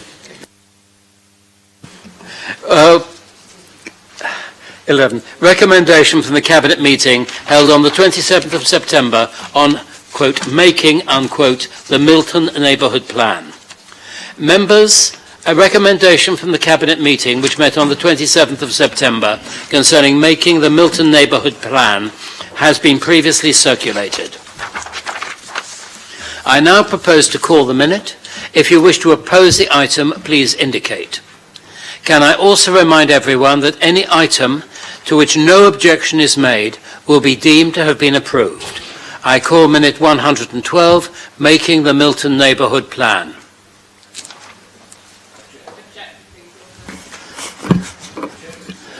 I have an objection from Councillor Barrett. Thank you.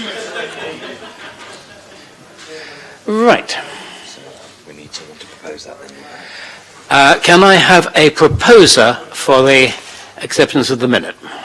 Thank you, Lord Mayor. I know my fellow councillor Kimberly Barrett is objecting so that we can record our thanks to the people, the Milton Neighbourhood Neighbourhood Plan Group, who spent 7 years working so hard on this as a group of volunteers. So it will help support us as Milton councillors and councillors for Greater Milton as it crosses the ward boundary. But it's a really good thing, and it's great to see it happen, and I would recommend it to other parts of the city to do something similar. Is that seconded? Yes, it is, my lord. It is seconded, but you're an objector, you can't second. It is seconded by Councillor Hunt. It is seconded by Councillor Hunt. Do any members wish to speak? Councillor Barrett. Thank you, my Lord Mayor. I just really wanted to echo what Councillor Vernon Jackson has said, and that's the reason why I wanted to object. It's always nice to be able to thank the members of your community for really taking the time to put all this effort in. I remember sitting around a table over 7 years ago and us talking about this, so the fact that it's now sat here for you all to look at, for it to go alongside the local plan, is such an achievement, not just for the residents, not just for the forum who did this, because I think it's really important that we remember that these residents who've done this, they've done this in their own time, out of their own effort. It's, as I said in the Cabinet meeting before, it was blood, sweat, tears and sanity quite often and quite frequently that went into this. and I am just so proud that this is sat before us today, and I think we should really thank the neighbourhood planning team, in particular the glue that held it together, which is Rod, Paddy, Paul and Ian, who have stuck through it thick and thin. So I just wanted to thank everybody who's been involved. It can be done, it's difficult, but it can be done.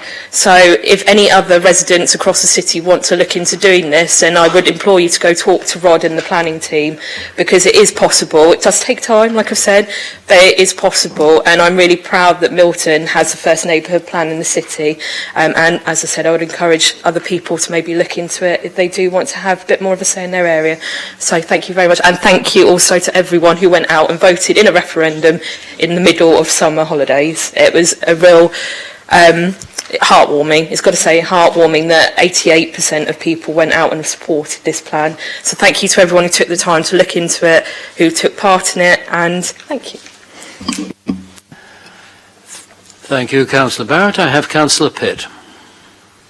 Thank you, Lord Mayor, and purely for completeness, so that nobody decides to stick on a leaflet at some point in the future, that whilst Councillor Vernon Jackson and Councillor Barrett spoke in support, that Councillor Pitt did not. Councillor Pitt does speak in support of it, for my Labour and Conservative colleagues in particular, and it was actually a real pleasure to be able to work with the neighbourhood planning team quite closely over the last few weeks in the build-up to the referendum, and just really feel their passion for this whole piece of work, which was enormous. So well done to them, huge congratulations, and many thanks for all the work they did over such a long time.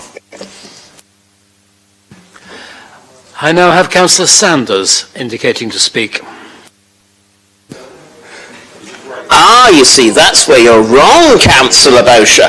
2,000 residents of the neighbourhood plan do happen to live in the ward that's called Baffins, but you're absolutely right, they all think of themselves as Milton.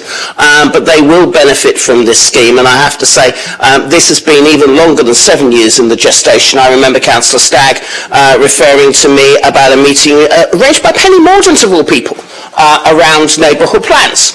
And it was from that meeting that this plan has come together. And I'm grateful to Penny and everyone else who turned up there, because it was certainly eye-opening for me. I've seen them able to work in other parts of the country.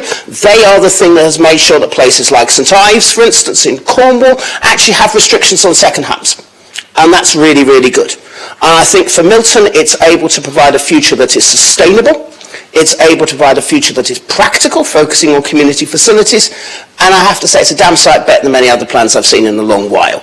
It has been a long slog.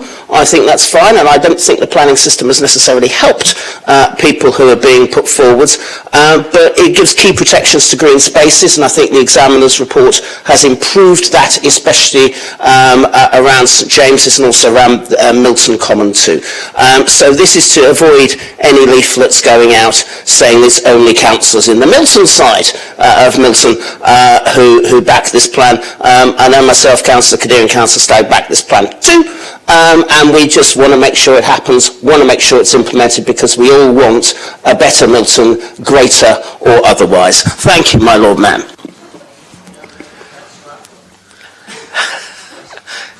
No, I would ask the proposer to sum up. Leader? I'm overwhelmed and pleased that everybody's in support. Thank you. Those in favour of, we come to the vote, those in favour of the accepting the minute?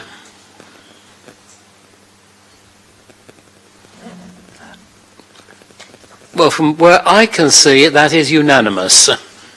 Thank you.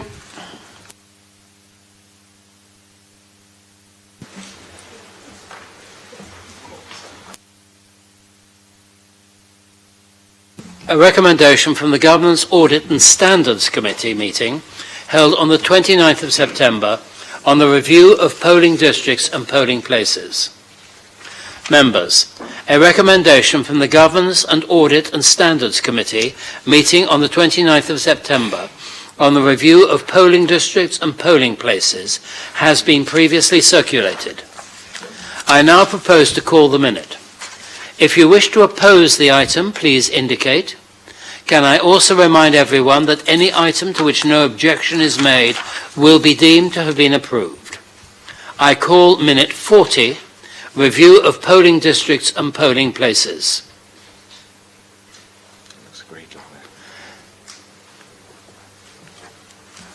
No one has indicated, therefore that is approved. Thank you.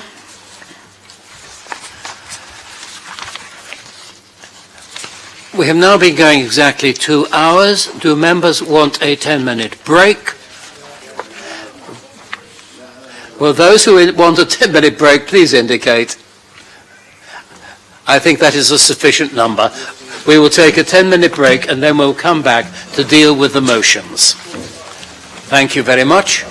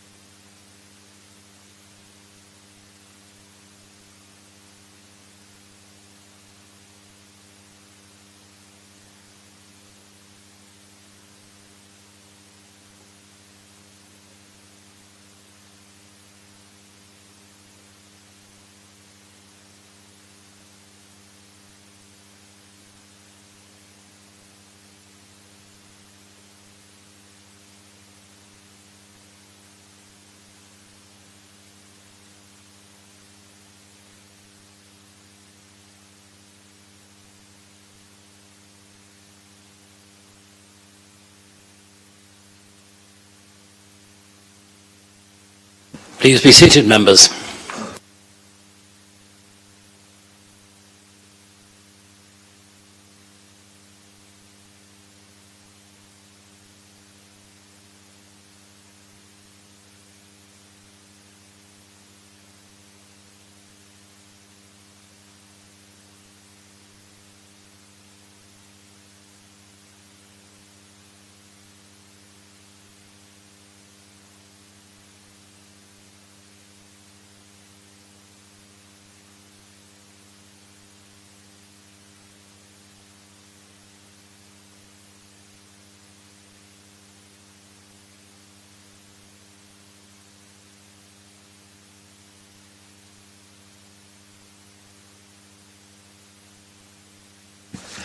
Councillor Vernon Jackson. I was going to propose we move to next business.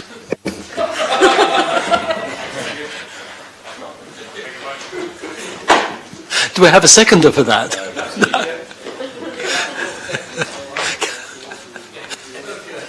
Okay, should we call the item?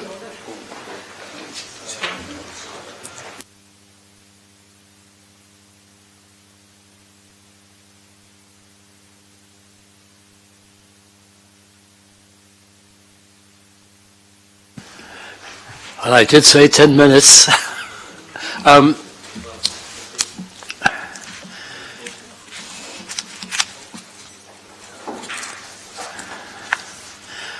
Right.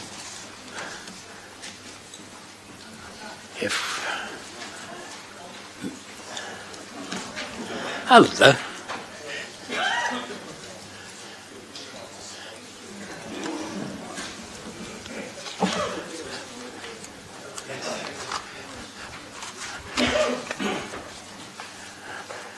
Councillor Boscia. Thank you. Right, we're now moving to motions. Motion A is Motion A, shortage of dentists and NHS dental services in Portsmouth, proposed by Councillor Shah and seconded by Councillor Smythe. Councillor Shah? I formally propose the motion, Lord Mayor. Is it seconded? Councillor Smythe? Seconded and reserve my right to speak later. Thank you. Councillor Shah, will you please present and speak to your motion? Thank you, my Lord Mayor. I begin by first saying what a privilege it is to give both my first speech at a full council meeting and to also present my first motion. The motion Labour has brought before full council today is a vital one. I doubt that there is any councillor in this chamber who does not know about the problems Portsmouth is facing in providing access to dentistry. Therefore, it is essential that we work together to do what we can to improve this situation. This motion intends to build upon work that has already been done by the city's 2 MPs and this council, and seeks to offer useful guidance to ensure that going forward the City Council takes a greater role in the next steps to be taken. The points within the motion are relatively self-explanatory, but I will just briefly go over them. Point 1 seeks to better publicize any action the Council takes in this area. Point 2 links to the first point and is intended to see that there is action taken from the Dental Summit. Point 3, if implemented effectively, would enable members to receive regular updates on the work that is being done, something which would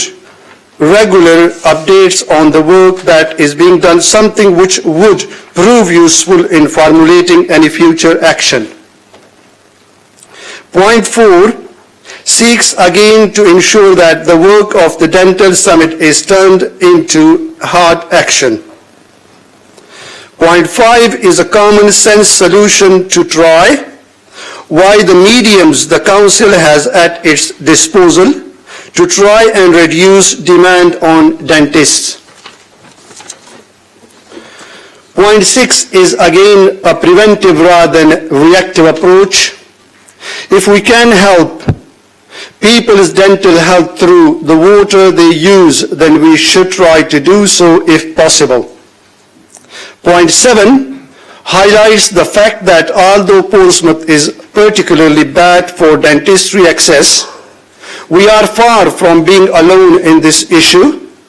If we can work with neighbouring councils and MPs to pool together to share solutions and bargain for help from the government, then we absolutely should. Point 8 is not a report for the sake of paperwork. It seeks to produce an ambitious plan to work from in a reasonable time frame. Point 9 is an essential step. We need to keep pressure on the government in this area. We have to work with them and, if necessary, pester them into taking action in this area. After all, we can take plenty of action as a council, but at the end of the day, the solution to this problem must come from the government, who have the ultimate say on the NHS. In preparation for this meeting, as Labour councillors held stalls in our wards to seek the experiences and views of our residents, quite frankly, some of the Tories, I'm so sorry, slip of my tongue. Quite frankly, some of the stories they told me were shocking. Being deregistered was common. People left in great pain due to lack of access. Even emergency treatment has been difficult to get for some. I could go on, but quite frankly, I think we all know the issues here. And so I say, let's get on with doing something about it. Thank you.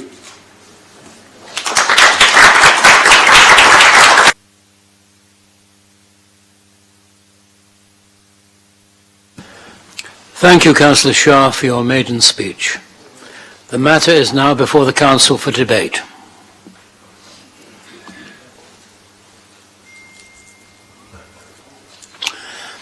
I have Councillor Matthew Winnington. Thank you, my Lord Mayor, and congratulations, Asghar, on your maiden speech. And thank you both for bringing this matter to the attention of the Council. As we know, dental services in this city have been declining, especially for NHS dentists, for some time. I was fortunate enough to register with an NHS dentist around 10 years ago, maybe a little bit more. And at that stage, Portsmouth was in quite an unusual situation in that we actually had places that you could get dental care for NHS, whereas there's a lot of surrounding areas you couldn't. Unfortunately, we now find ourselves in the complete opposite situation.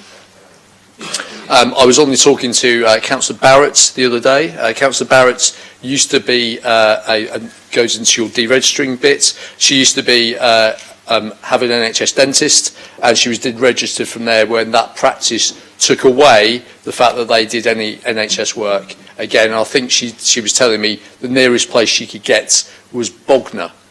Not exactly very practical when you have a young family.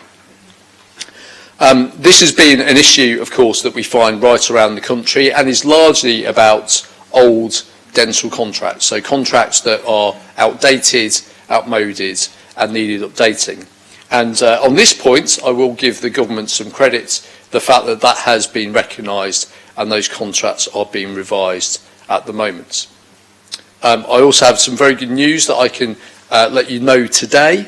Until last week, we were under confidentiality, so we were not able to release this for commercial reasons. However, it has been confirmed that there are, must get this right, there are going to be 100,000 extra units of NHS dental treatment in this city from April next year. this is the equivalent of 15 more NHS dentists in the area. Now, this being NHS England's, hang on, get this right, I'll call it NHSEI, it's easy to remember what the I stands for. They're not entirely forthcoming with exactly who it is who's going to be presenting these and where in the city it's going to be. Unfortunately, as we know in the past, we are not in control of that. We wish that we were, Lord Mayor. But it is the case of we are really, and that is through hard work of everyone who was at that summit that is referred to in the motion, and indeed for the people from public health at the council in particular, who are our conduit into that. We also know that in future the competency for dental services is moving from NHSEI, which is a very remote organisation, to the Isle of Wight Integrated Care Board, which of course is Hampshire Isle of Wight Integrated Care Board, which is much more local to us here in Portsmouth, which should mean that anything we get in future as well we can have more influence over. What I will say though is it's not enough, and to even have had to get what we have has taken an enormous amount of time and effort, lobbying from our MPs, lobbying from this council to try and get to where we are. And I'm really pleased we are, but we shouldn't be in this situation. And we all know in this room how quickly those slots will be taken. So once we find out where they are, and I really hope they're in the areas that we need in the city, of the most need. But as I say, unfortunately, we have no control over that at all, other than because it's up to the providers that we've got. But we know those will be taken up very quickly, and there will still be left people who are without NHS dental services. I was saying the other day, just earlier, that I was fortunate enough to sign up for an NHS dentist, and I actually had my first checkup with the NHS last Wednesday for the first time for 2.5 years. I'm one of the lucky ones because my dentist still does NHS. But that's so unusual. But even that dental surgery has got half the amount of dentists it had just a few years ago. Just on a point about the summit itself, and there's a noted in the motion that there were no councillors present. Well, that's because we weren't invited, which is a real shame, and therefore we had officers. We are fortunate though, we have very good officers in our public health team who work extremely hard on that, and they were there, and they are our conduits with that. So thank you for the motion. Just one more thing I'd just like to say, just about the fluoridation aspect. Fluoridation, as we know, is very controversial. There were lots of controversy. Some of you may remember a few years ago in the Southampton area where there was one area, I think it was an area of Hampshire said yes, Southampton said no, or vice versa, and therefore it's all there. We know that's a divisive issue, so any consideration of that I think has to be done with full public consultation and make sure that we widen that out, because we know it is a divisive issue, everything. But thank you for this motion, and just to reassure you, a lot of the work's been going on, but we haven't been able to talk about it because of those commercial confidentiality situations. But I'm really pleased that things are moving forward. And as soon as we are able to tell you where the provision is going to be and who the providers are going to be, we will, of course, make sure that all of you know about that as well. Thank you very much, my Lord Mayor. Thank you very much, Councillor Whittington. I have Councillor Vernon Jackson. Lord Mayor, thank you very much indeed for calling me, and thank you, Councillor Sharp, for bringing this motion. It's really important. I think it is something that both our local MPs have been very interested in, both in north and south of the city, and rightly so, because NHS dentistry has in effect been destroyed over the years. If across the country 9 out of 10 adults can't get access to an NHS dentist and 8 out of 10 children, that's a disgraceful position to be in. So I think it's a really important issue. I'm grateful to the update from Councillor Whittington.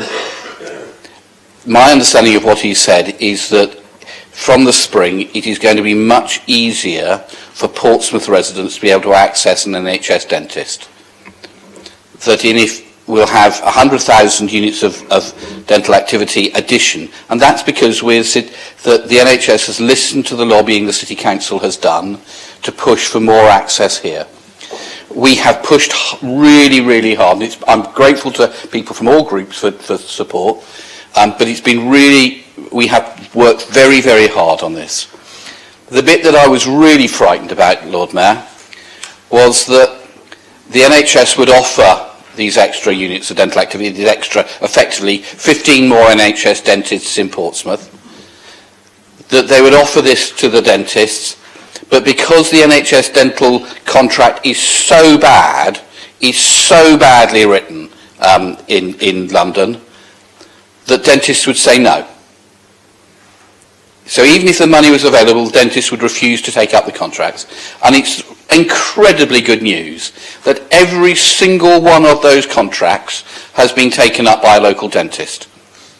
So not only has our pressure worked to be able to get more units of dental activity, but our pressure to try to make sure that local dentists take those up have succeeded. But I think we've got to be very, very clear. This will not be taking us back to a place where everybody can get NHS dentistry that wants it. That every person will be seen who wants to be seen, every child will be seen. And that's not good enough. We want to make sure that people are able to have decent dental facilities, decent dental care, and it should be free because this is preventative work. This is to prevent people's teeth from decaying and needing more work, expensive work. So, my Lord Mayor, I think we can be pleased that we've made progress, but there is an awful long way still to go. We all know how much the NHS is under pressure and under threat, and we do need to make sure that we keep the pressure up. Finally, as Councillor Winnington has said, the Council's position is that we oppose fluoridisation of the water in this city. We've opposed mass medication of people, which is not voluntary. Everybody who turns a tap on and fills a glass or puts some water in a kettle would get medication if this proposal went through. Our view is you need to consult, partly because you need people's consent, but partly because of the effect on the environment. Because if we did follow item 6 in this agenda, we would be pumping out tons and tons of fluoride into the sea and through the sewage system and affecting the environment in that way, and we need to look at that in detail to make sure that that's not causing significant problems to the environment. So thanks very much for bringing this to us. I think we should all be supporting this, and my thanks to Councillor Winnington and all the team for the work that you've done to be able to produce this really excellent good news for the people of Portsmouth in terms of dentistry. At long last, there's a bit of good news and a bit of hope. Thank you, Councillor Vernon-Jackson. Councillor Smythe. As seconder, my Lord Mayor, as seconder for this motion, I just wanted to highlight a couple of things. We did, 4 of us from the Labour Party, talk to people in Palmerston Road on Saturday morning about this, and to be fair, we had quite a range of responses, but we did have a lot of terrible stories about how people couldn't get NHS dentists anymore and how they couldn't get appointments even when they were signed up as private patients. And also we got some very sad stories, a few very sad stories from people with small children who clearly needed help with this. There were a few who were satisfied, but I was shocked at the amount that people have to pay for private dentistry. And I hope the implementation of the scheme that Councillor Winnington and Councillor Vernon-Jackson have described will mean that we are able to indicate to people who can't afford those eye-watering charges that they can actually get dental care. And in fact, the recommendations in this report are fairly specific, and they include things like working with schools, working through health visitors, you still see children holding a bottle of sweet drink in a bottle down in the shops who are surely ruining their teeth. Now, I myself have been the subject of being taken off an NHS list recently. I can top yours. I've been with mine for nearly 50 years, and they've just, without telling us, the dentists in Palmerston Road just have stopped their NHS list. Now, I have to say, and I think the recommendation about fluoridisation doesn't say let's do it, it says let's talk to people about doing it. Luckily, I'm a Brummie, and in Birmingham we've had fluoride in the water for years and years and years, and look, our teeth are really good. So I hope other Brummies and other people who've been brought up with fluoride in the water will come out of the woodwork and will allow this public discussion to be held in a proper evidence-based way. So I would commend you this recommendation. It doesn't tie us to fluoridisation, it ties us to having a consultation. And if you want my 70-year-old teeth to be the subject of that, then I'm willing to put them forward. The mind boggles at the thought of your teeth coming forward. Councillor Robert New. Thank you, Lord Mayor. I think today's debate is actually testimony to how we are better when we work together. And just to correct the record, I was one of the people that helped organise the summit as wearing two hats, as a councillor and also as a member of staff for Penny Morden MP. And like Stephen Morgan MP, I'm sure that especially during the pandemic years, accessing dentistry, especially emergency services, was extremely difficult for the reasons that we don't need to go over today, but are well rehearsed, etc., with all members here. I also was lucky enough to go and support Caroline Dinage MP over in her constituency as well, where the then Health Minister Maria Caulfield came down after she'd just announced the additional £50 million, which I understand is going towards helping the plans that Councillor Winnington has announced today. So I suppose really just to add to, well, first of all, it's really welcome to hear the positive news as members have spoken on. But I just think that it's a good moment to reflect that for our residents that we all represent, we are actually better when we're together.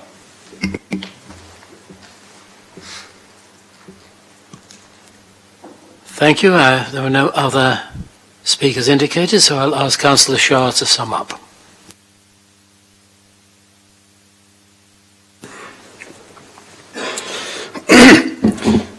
Thank you to everyone for your contributions. I think we have consensus for action here, and I don't want to waste precious time repeating myself, but just I wanted to add only one point. Yesterday I was in Cowsham with this dentistry, NHS dentistry store, and I met several people. I had actually about 100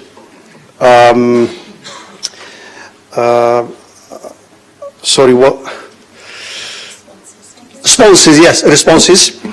And 3 of them, one said, I am going to Turkey to do my dental treatment. And the other one says, in India. And the third one said, I will be going to Lancashire.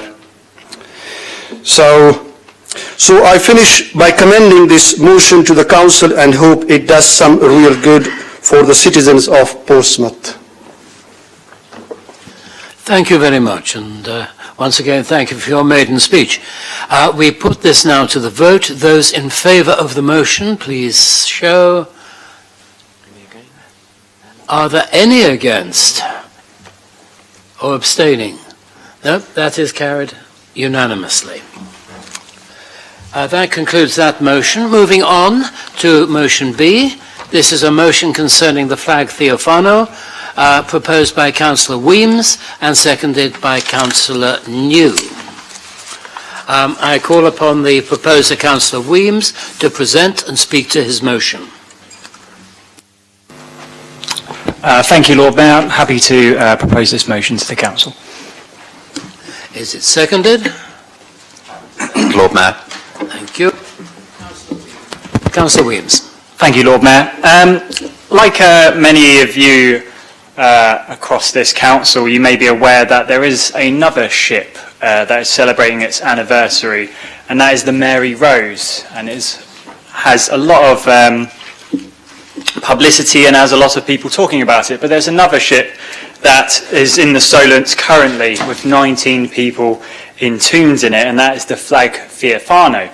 I actually wasn't aware of this ship or indeed this tragedy until recently, and being fortunate or unfortunate, I wasn't around in 1990 either, so I have no memory at all of this tragedy. But basically the crux of the motion is, in 1990, at the end of January, The flag Fiorfano was, like many other ships, going through the Solent, but tragically it capsized and it fell to the bottom of the sea. 19 people were on board and 19 people died. And I don't know how many people around this room know of this tragedy, but I didn't either. And basically what I want to talk about today is we need to remember these people, and we need to actually have a fixture on the sea defences so that people can get educated and can remember these people. I won't take up too much more of your time because the motion basically stipulates what I want to achieve, and that gives a bit of shared history. But what I would say is thank you to Steve Hunt and a massive thank you to Martin Woodward, who put forward this work and actually educated a lot of people about this tragic tragedy. Thank you. Thank you, Councillor Weems. I have Councillor Kimberly Barrett. Thank you, my Lord Mayor. I wanted to briefly speak on this today, as soon as I saw it on the papers, it immediately piqued my interest. Before going into the renewable energy field, my background is maritime archaeology, and I have a degree in it, so anything shipwreck-based, anything in the Solent waters, I find it really interesting, and also several of my family members are in His Majesty's Armed Forces and in the Navy, so my grandfather often talked about a lot of things that happened in the Solent. However, although I have studied and have heard some of these tales, like you, I hadn't heard of this. Perhaps ashamedly, I hadn't. So I saw what you put and I went and had a look at it in depth. Like you've mentioned, no one knows exactly what happened that night, but it's assumed that it did capsize. And of course, rather sadly, by the time that anyone realised anything was remotely wrong, it was just way too late for anything to be done. 4 of the crew's bodies were returned back to their families, from what I understand. However, Ibrahim Hussein was buried at Kingston Cemetery, which I know that we had the ceremony there last month, and he was buried at the time in the unmarked grave. I wanted to take time on behalf of all of us, hopefully, to thank the local Muslim community, though, for holding that service for Ibrahim when his family weren't able to be here at the time. I also wanted to support you both in this, in thanking Mr. Stephen Hunt and Mr. Martin Woodward for the work they've put in over the years to make sure that this ship and its crew were not forgotten. The efforts of them both, alongside help from, I believe, the Southampton Ship Owners Association, those involved in the shipping industry, and the search operation at the time saw this council install recently a headstone at his grave last month, so that people can remember the events that happened that night, but also, more importantly, the crew in general, that lives were lost.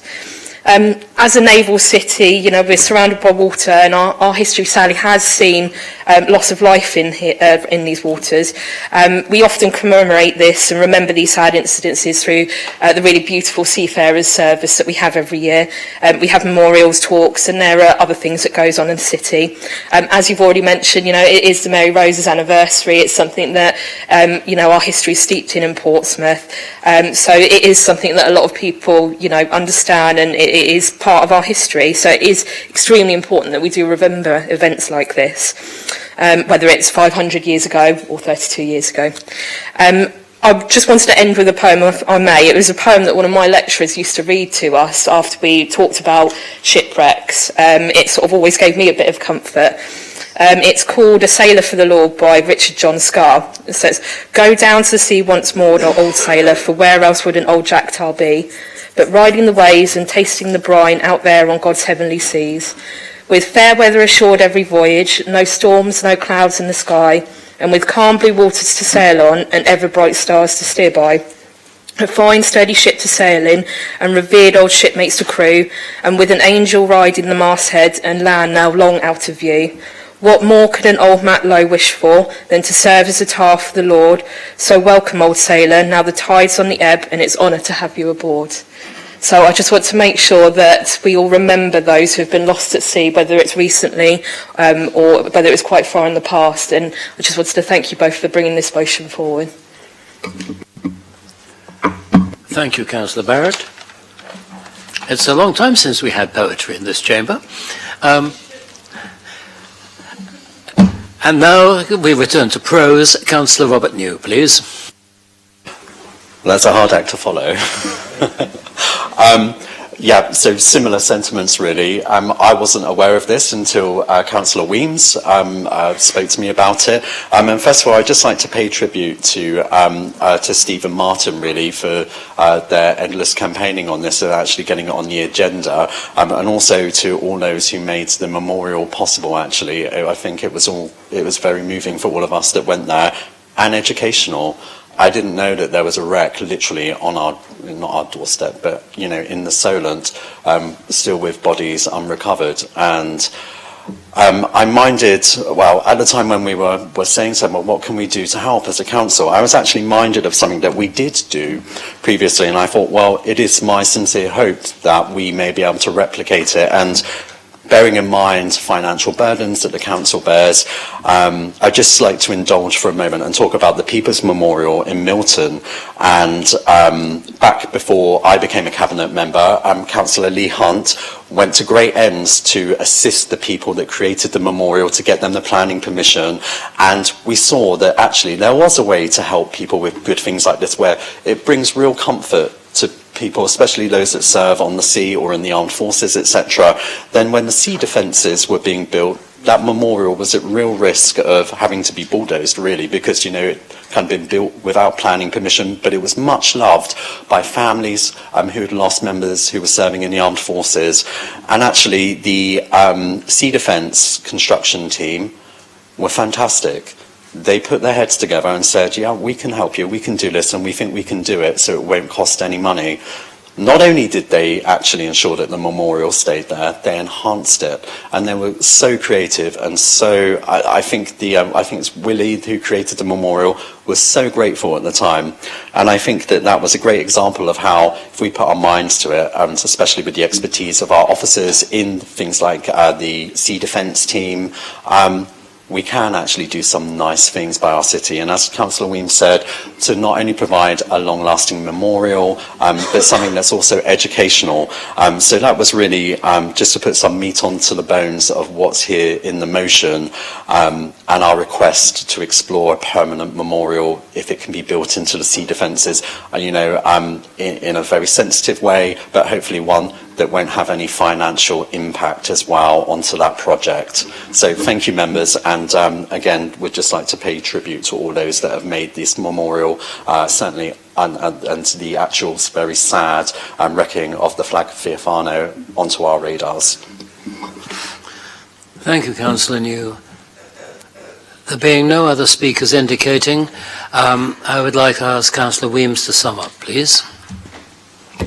Thank you, Lord Mayor. I will be quite quick because I feel that I won't be able to put it as eloquently as Councillor Barrett did, and I wish we do have a bit more poetry in this chamber. That would be lovely. All I would like to say is we just need to remember them, and it doesn't matter how long ago the wreck was, which obviously Councillor Barrett mentioned. We are a Navy city, we are a maritime city, and we should remember everyone who's lost their lives in our vicinity of our great city. So basically, I commend this motion today, and although it was a quick debate in a sense, it doesn't take away the sympathy I have towards those people who lost their lives. I look forward to seeing whatever fixture is put forward on the sea defences. Thank you. Thank you. We now come to the vote. Those in favour of the motion, please show.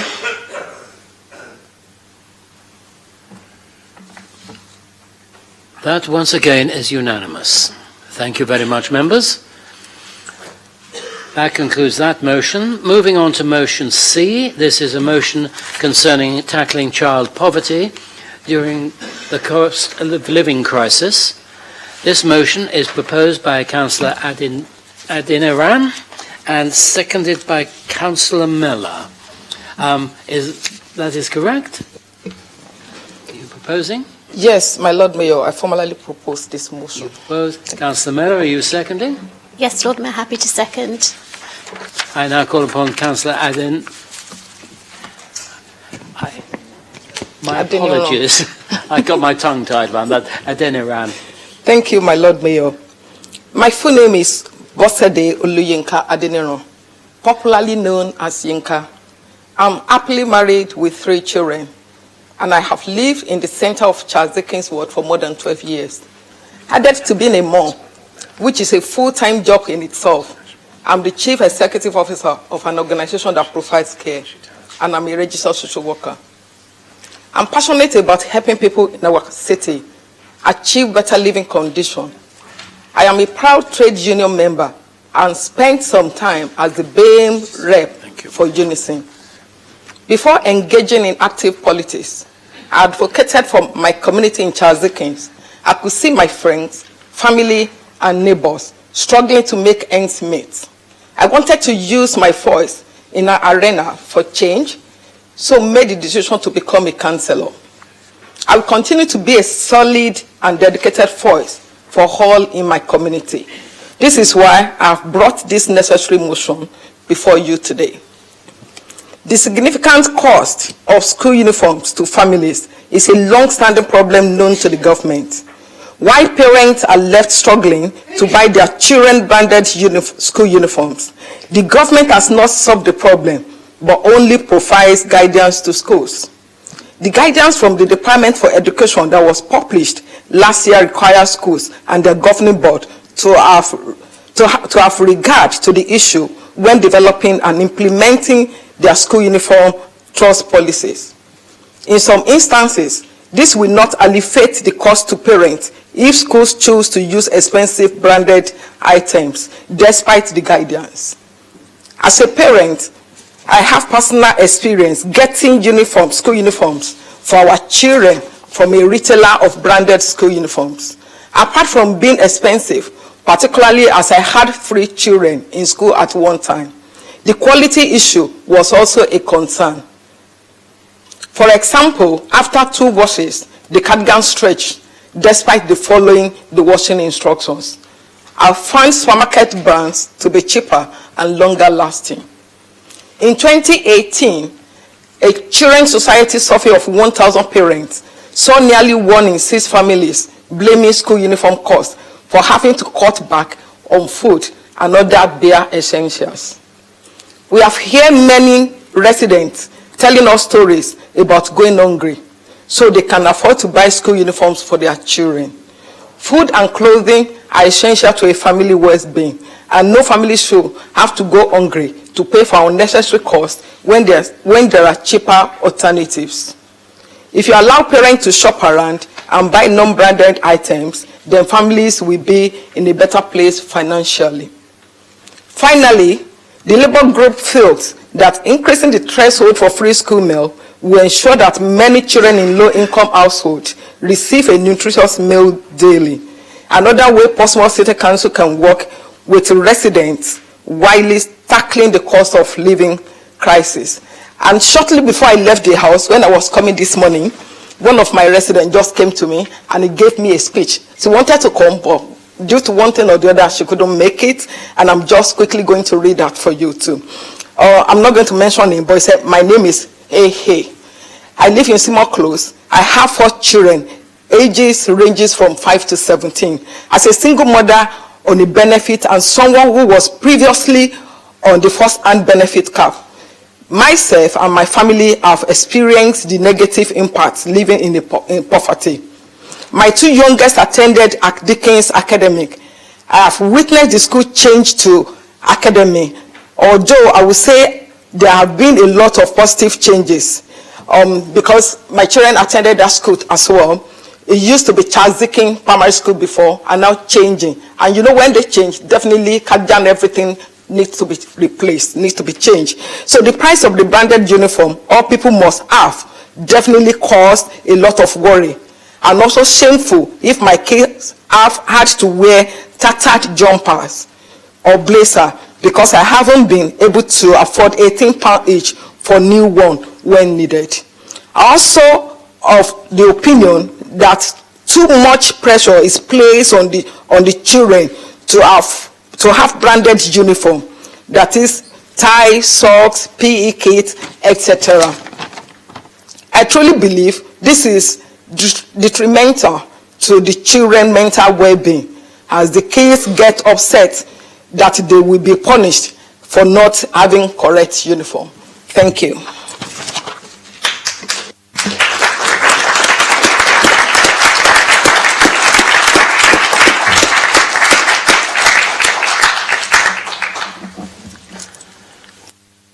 Thank you very much for that maiden speech.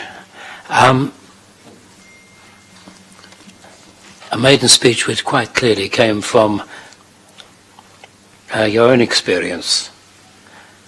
We do have an amendment. The amendment has been presented in the name of Councillor Holder and Councillor Ashmore. Councillor Holder, are you proposing an amendment? Councillor Ashmore, are you seconding it? Right. Seconded. Councillor Holder, will you please speak to your amendment? Does he want to circulate it as he speaks, or to wait? Yes, we'll circulate the amendment now.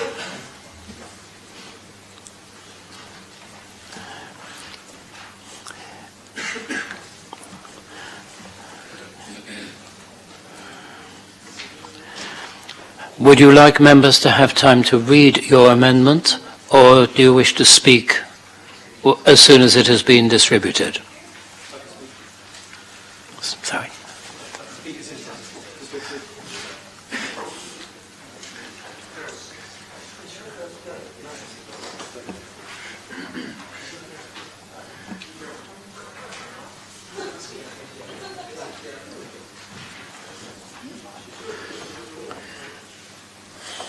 We have an amendment on the last. We do.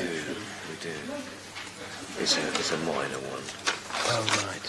Just a minor thing about the memorials about.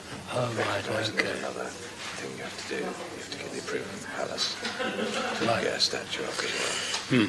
Okay.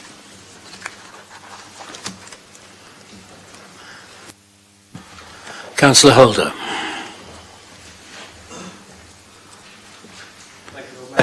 Only a few minor amendments, but just want to thank the Labour Group for bringing this motion. I'm well aware of the problems with school uniforms. I've got 2 children, and they always seem to need something new as they go through school, a new uniform all the time, infants, and a different one at junior school. Now they're in an outstanding secondary school, but they have one uniform for year 7 and 8, and a completely different uniform for year 9. And then everything's branded, even the PE socks. I think the only thing that's not branded are the shirts. I fully agree with the motion that we should thank community organisations and charities that are helping families, particularly the Hives Uniform Share Store and the Central Library, which is where my daughter's old uniforms usually wind up. But my understanding is that we can't tell head teachers to stop using branded clothing as we don't run the schools. And I know in September, Councillor Horton asked council officers to write to head teachers requesting that they look at the new guidance and take regard of the guidance from government. With regards from school meals, the council's funded school meal vouchers in the holidays before government did. And some of the other things the council have done so far, I think it's 740,000 in supermarket vouchers to parents of over 9,800 children, £31,000 in financial support to college students from low-income families, over £100,000 in grants for food banks, larders and pantries, over 220,000 in discretionary grants for vulnerable households in financial hardship. And I know the council are looking to expand the size of the group eligible for help to include ways to support those that are classed as not quite poor enough. Today it was announced by the ONS that the value of regular pay fell by 2.9% in real terms, partly due to the rate of inflation, which is going to make things harder for more and more families in the city. And that's before you take into account the rising mortgage rates. More people are going to need our help, but that help needs to come from central government, not from the council. But thanks to Labour for bringing this motion, and I definitely support it. Thank you, Councillor Holder. The matter is now open for debate. I have Councillor Terry Norton. Lord Mayor, I hadn't expected to be here for this, so I'm unashamedly will say I didn't prepare any notes, but as probably the most recent person to work in an educational setting, I know that Councillor Stagg was a teacher, and Councillor Horton, Councillors Atkins and Brent are lecturers, but I don't think they really have to deal with uniform and things like that. I do think it's important to get up and say a few words, and I think the motion is fair, apart from the government bashing, obviously, which I don't like. So I'm going to focus on the uniform element of it. And the question for me is there too much of an over-reliability on uniform in schools? And I think the answer to that is yes. I think there is. Some parents like it. They like uniforms. They like that kind of branded nature. The Instagram parents out there love having their children dressed up in blazers and ties. And if, my old stomping ground of Mayfield are full of, there's a huge backlog for parents wanting their children to get into that school. Dare I say, it's not always, I think, because of the standards and things like that. It's because they thought it's a private school without the fees, and they like that element of it. So uniform does have a place. The problem is it's not the be-all and end-all. And in many schools, it's used as a weapon against young people. And there's nothing more heartbreaking than seeing a young child in an isolation room with a wall in front of them, a barrier here, a barrier there. It's a bit like being dead because their parents can't afford to buy them leather shoes, or because payday is a week's time. It's heartbreaking to see that kind of segregation from young people because of something which is of no fault of their own. And I used to always champion inclusion and making sure that children were able to attend regardless of what their uniform was like. But it is used far too often as an excuse. And there are head teachers out there and there are senior leaders out there who will go into a classroom and they will say, hair up, shirt in, tie on properly. They won't say, what are you learning? Are you enjoying school? How do you feel about this? And it's a shame, because I think that's used as a cop-out, really, a cheap excuse not to invest in young people, but to focus on something which is quite minor, really. And that's, I guess discipline has a place in school, absolutely. But also, I think schools spend far too much time worrying about things like uniform. If you total it up, if a child in a school spends 5 minutes per lesson lining up outside, waiting for their right to an education, that's 25, 30 minutes a day they spend waiting to be educated. And I used to champion that all the time when I taught. And that phrase doesn't go down very well with many teachers, the children we serve, because they serve them, especially those who are fussed to kind of vote for industrial action or have lots of time off sick. They don't like that idea of serving children, but fundamentally that's what it's about. And I think that's where we probably need to focus this motion on, is an educational setting that doesn't focus on pay, that doesn't focus on league tables, but instead focuses on children, regardless of what they're dressed like. I think that's a wider conversation that I hope we can lead to at some point. There are some bits, I've just scrambled some random words down, so forgive me if it's not particularly articulate, but PE kit is a fair point. Schools have PE kits that need to be branded. That's for children that are often in secure locations that can't be seen, that wear coloured bibs anyway to determine what team they're on, and yet the expectation is parents still buy them branded PE kits. Ridiculous. Branded bags. Now, I get it. I do think we need a level playing field, and I think that uniform in schools does create a sense of fairness among those from poorer backgrounds and what have you, whose parents can't always afford to, buy the latest, trendiest clothes. We see it with mobile phones, don't we, where young people want to stay trendy, they throw away perfectly good mobile phones in order to stay trendy, and it's a lot of pressure, I think, to go on parents. But to have schools push very, very expensive, exclusive kits onto young people is not fair, really. I do think schools go a really long way as well in having hand-me-downs and pre-loved uniforms, and that's really good. But ties usually distinguish the school that you go to. So if supermarkets offer cheaper blazers and cheaper kit, then I think we should be supportive of that.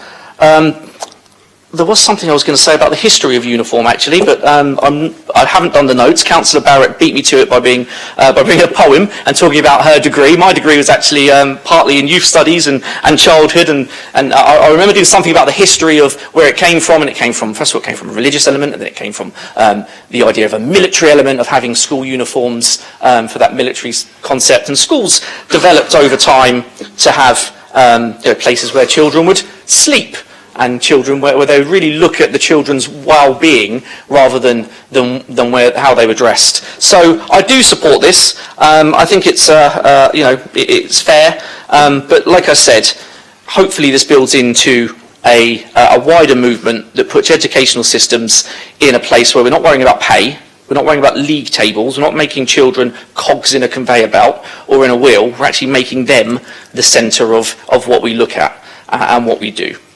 Regardless of how they're dressed. Thank you, Lord Mayor. Thank you, Councillor Norton. Councillor Mellor. Thank you, Lord Mayor.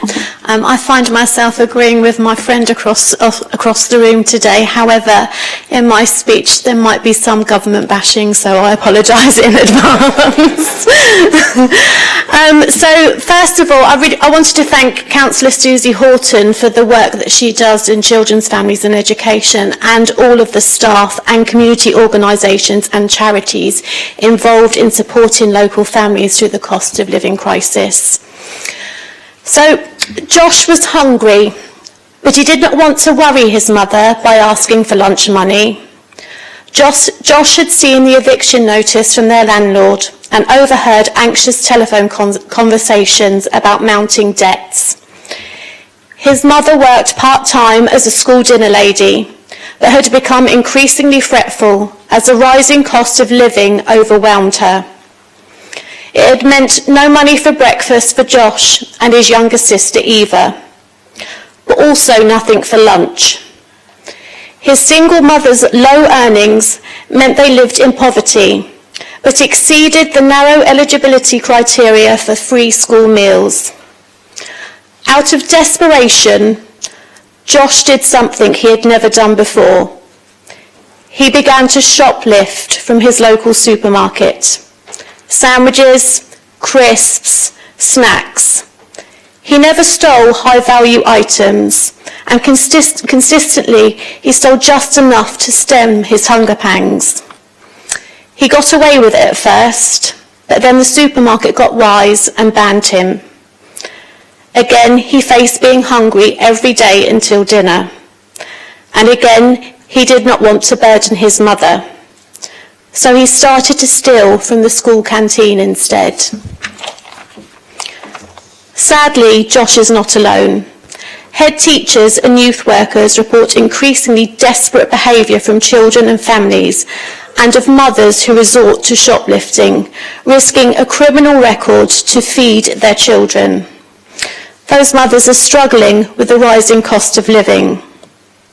Free school meals are a lifeline for millions of families across the country.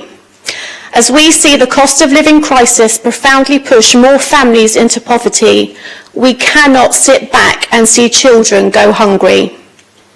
Children in years 1 and 2 receive a free school meal regardless of income, which is a positive start.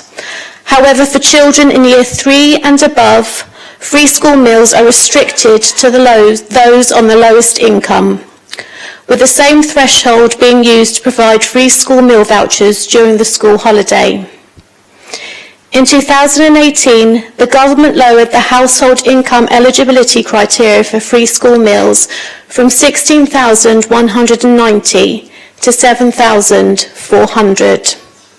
That's a drop of £8,790 and means that many children in our city are missing out on a nutritious meal. Campaigners, including Marcus Rashford, have consistently said that the government is not doing enough to expand the free school meal scheme. Together with other campaigners and the National Education Union, they are calling for the Prime Minister to extend free school meals to children living in poverty in England and to end the hunger crisis that is damaging children's life chances.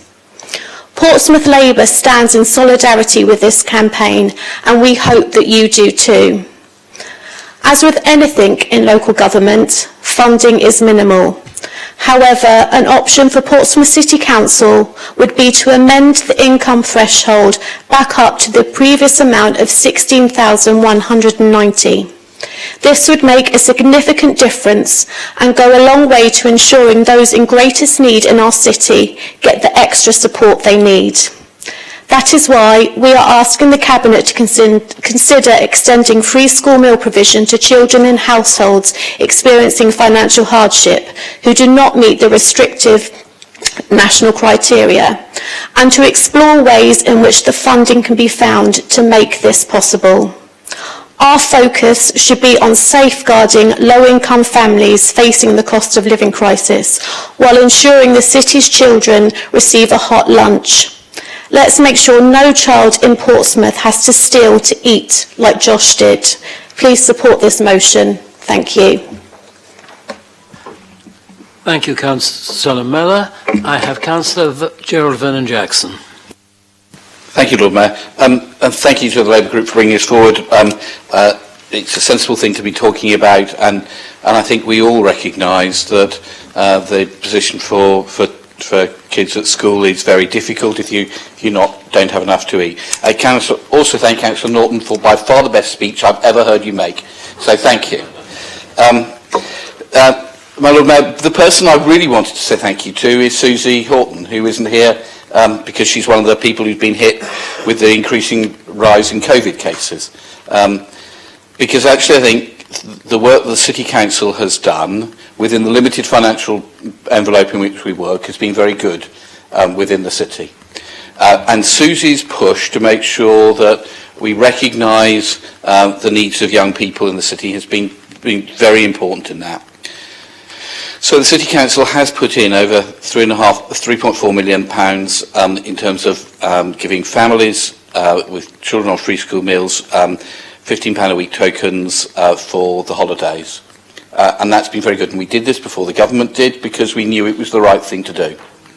We absolutely recognise and support the view that the current limit for families getting free school meals is far too low. How can it possibly be right for a family to be assessed that they need to be on universal credit because they are so poor and yet not get free school meals? It's just mad. It is totally ludicrous that that is the position, but that unfortunately is the government's position. I'm pleased that intervention by Lib Dems meant that all kids in infant schools get free school meals, but it should go further, and we need to build on that. But I think in Portsmouth we've got a good record. I think other councils have taken the HAF programme, which stands for activities for kids. Sorry? Holidays, activities and food. Thank you. Holidays, activities and food. Have taken it as a fairly simple thing, but we've put in an enormous amount of work here in Portsmouth to make sure that it's really interesting things to do for children over the holidays, and they all get a free meal. And that's been great. So we've got over 16,000 places there for local kids. So my thanks to Susie, my thanks to the Labour Group for bringing this. It is absolutely right. We need to be pushing hard to make sure that children who are living in families on universal credit, the very poorest families, should make sure that they get free school meals. And the government's decision to say, you are so poor, you get universal credit, oh, but by the way, you have to pay for free school meals, is completely wrong. I don't know if we've got the power to change that locally. I know we probably don't have the money to do it, even if we do have the power, but I think that's a useful thing to investigate. And Kirsty, thank you very much for that. That's a good thing to get Susie to go and work on. But I think this is a very useful motion, and it definitely has my support. Thank you. Councillor Brian Madgwick. Thank you, Lord Mayor. First of all, this is the first time I've spoken in here. You'll probably regret that I've started, but I've sung in front of thousands of people on stage without any nerves, and I'm shaking like a leaf in front of you 40 people. So here we go. All it is, I just want clarification on something. I haven't had to worry about school uniforms since this little boy next to me, 25.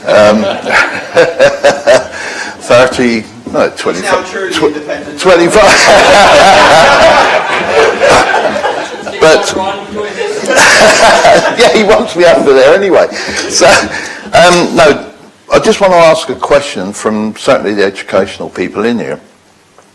I was under the belief back in those days, we was in Baffins, and you could only buy a school uniform from a certain shop, and we were led to believe that the school got a kickback from it.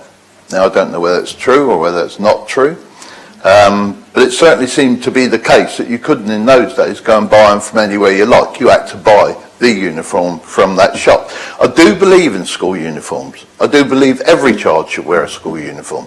I think it's part of the discipline that we used to have back in the 50s and 60s that we had to have school uniforms, and we followed the code.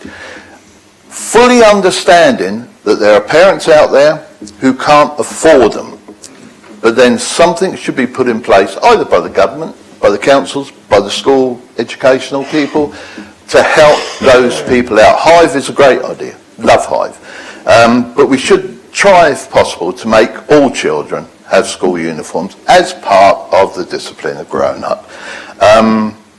So making it very, very short because I'm shaking still, I certainly will back the motion, and thank you for your time. Thank you, Lord Mayor.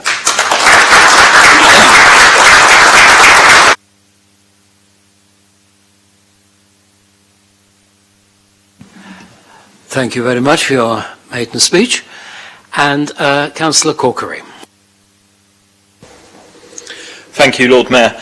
I just wanted to start by thanking Yinka for bringing the motion today, and also Shah for bringing the motion earlier on. I think it's really great to see two new councillors already getting stuck in terms of listening to the issues that are really important to the residents in their communities, bringing those motions to council and trying to bring change about. So thank you very much both, and it's a real pleasure to lead the group that you've joined. I just wanted to say a few words on the amendment. The amendment is mostly, not entirely reasonable. I think the main issue we have with it is that it removes the action for Cabinet, and we think that action for Cabinet is entirely reasonable. We've actually gone and spoken to the officers responsible about it, and they've agreed to go away and look at the practicalities. So it would just seem to me strange to remove the ask from Council to do something which is feasible. We're not saying extend it to everyone on universal credits. Clearly that would probably cost hundreds of thousands, if not millions, that's not in the budget. What we've said is to look at those families that are experiencing the most severe financial hardship, where their parents might be earning £8 or £9, they're not quite eligible for free school meals, but to have a little bit of money put aside. Maybe, I know that there's, for example, we've been told there's unallocated money from the next chunk of the household support funds that could be used for this purpose, and the practicalities of that are being worked through. So obviously that's something that we'd like to formally put that request to Cabinet, and that was in the motion as unamended. The amendment does take out that request for Cabinet to do that. We're of course happy for Cabinet to go and ask Government to do it, but we would have liked to have seen both things in there. So just on that kind of relatively minor point perhaps, we feel we can't accept the wording as it is. Everything else on it is fine. I think obviously this is a really important motion. See lots of consensus on this motion, lots of consensus on lots of other issues today, which is good. I think as the cost of living crisis continues to hit our communities, we really need to start looking at the practical ways that people are being impacted and the practical ways that we as councillors and we as a local authority can help them. And I think looking at the free school meals eligibility, looking at the cost of uniforms is two key ways to do that. So hopefully people will support the motion.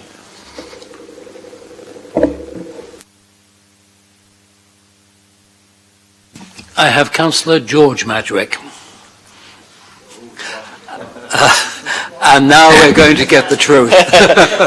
No, it's all good. I just wanted to mention a quick thing because we had a similar thing in Paulsgrove with the school, and exactly this exact issue that parents couldn't afford it, and there was pressure on put on the school to be a bit more laxed about it. And what we did in the particular school in question in Paulsgrove was that we did iron-on badges, which ended up essentially being funded by the local community. So parents and that could go and purchase their own non-branded uniforms, and then the school had a supply of their own branded badges which were just ironed on, and that was acceptable. And we managed to do that through local community funding. Now every kid in that school has that. And that's something we organised there. So just as an idea to think out the box, maybe councillors could get involved with the local schools and see if that same philosophy could be done, because it's incredibly cheap. There's local printers that can do the badges, and it's so affordable and so practical, and I think that's more than sensible. But yeah, I'll be supporting the motion as well, so thank you. Thank you, Councillor Madrick. I have no other speakers, and so it's for Councillor Adeniran to sum up, but also to state whether she confirms what Councillor Corkery has said, that she does not wish to have the amendment subsumed. Thank you, my Lord Mayor. Yes, I agree to what Councillor Corkery said, and thank you everyone for your great, excellent contribution to the motion.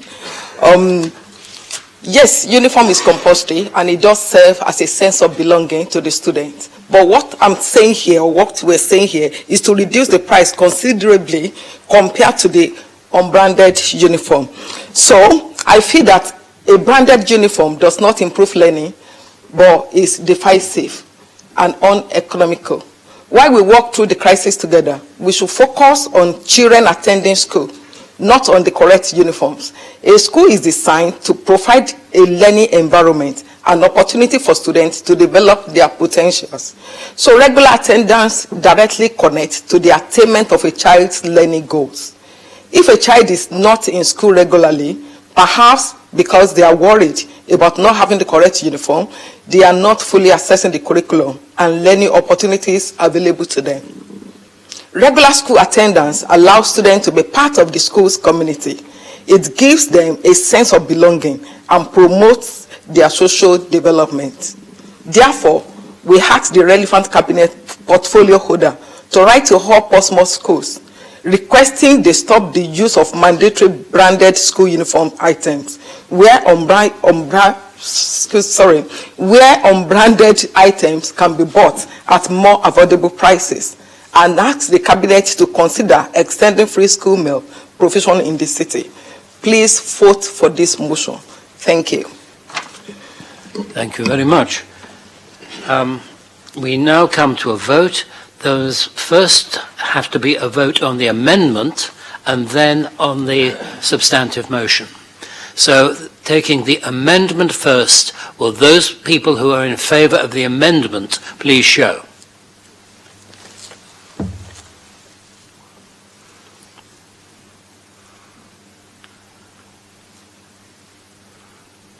$15. Will those people who are against the amendment please show?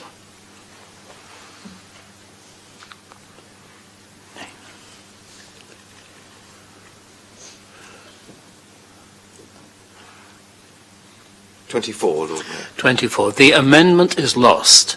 We therefore come to the substantive motion. Those in favour of the substantive motion. Original motion. Well, it is the original motion, yes. But it is a substantive motion. Please show.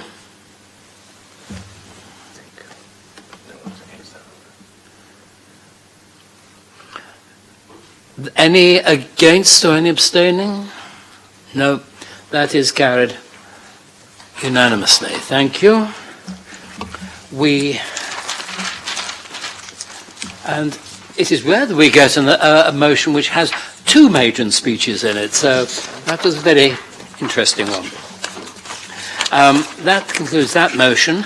Moving on to motion D, is this motion concerning a memorial statue for Her late Majesty Queen Elizabeth II, proposed by Councillor Smith and seconded by Councillor Swan. Councillor Smith? It is correct. It is seconded by Councillor Swan? Seconded, Lord Mayor, and I reserve my right to speak. Right. I now call upon the proposer, Councillor Smith, to present and speak to his motion. Thank you, Lord Mayor. I'm sure I was not alone at the incredibly moving multi-faith memorial service at the Guildhall for Our Late Majesty when I glanced across to the statue of Queen Victoria and wondered, how will the city recognise the late Queen Elizabeth II? With this in mind, I propose the following with an amendment. Her late Majesty Queen Elizabeth II was an inspiration for our nation and one of the greatest leaders the world has ever known. There is currently just one full-size statue of Her Majesty in the entire UK. It would be an honour for Portsmouth to be one of the first to publicly commemorate Her late Majesty. We therefore ask Portsmouth City Council to consult with the residents of the city to have a suitable statue that befits the pledge of service and duty made by Her late Majesty. The statue's location could also be a question for the people of Portsmouth. This will showcase not only our love for her, but also our city's close links to the armed forces, faiths, and in recognition of her as our much loved and longest serving head of state. As a council, we understand the location of the statue would require permission from the Crown as well as local planners, and there is an amendment that it is equally understood that currently no progress can be made until such time as confirmation is received from Buckingham Palace and or His Majesty the King. So that's the amendment.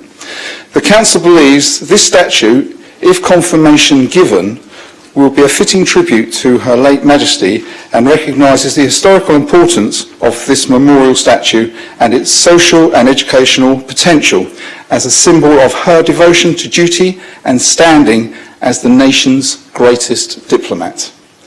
I just finished by just paraphrasing really what Rob New said, that I hope that how we can build something special as a memorial if we put our minds together. I really hope that we can do that in this case. Thank you very much, Lord Mayor.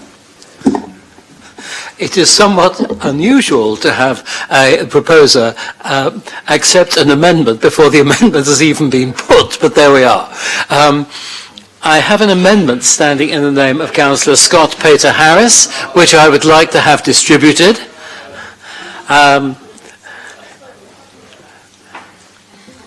Right. Are you prepared to speak while it's being distributed? Yeah, I suppose so. If I heard it already, you know, you might as well distribute it, yeah. Yeah.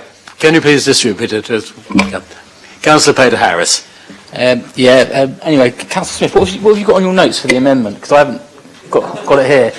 No, anyway, the amendment's just a technical amendment, just basically just to say that we can't make any progress until we receive confirmation from Buckingham Palace or the King. It just basically gives us, it's very technical. That was all. I haven't really got much else to say. Councillor Smith said it for me. So, you know, I'm done. Councillor Bosher, did you second that?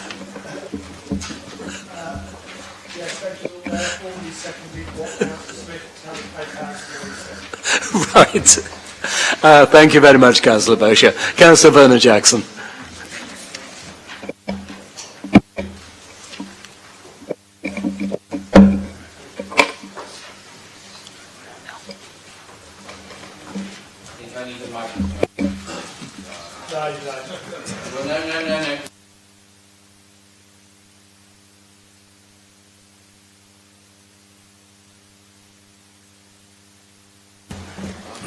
No.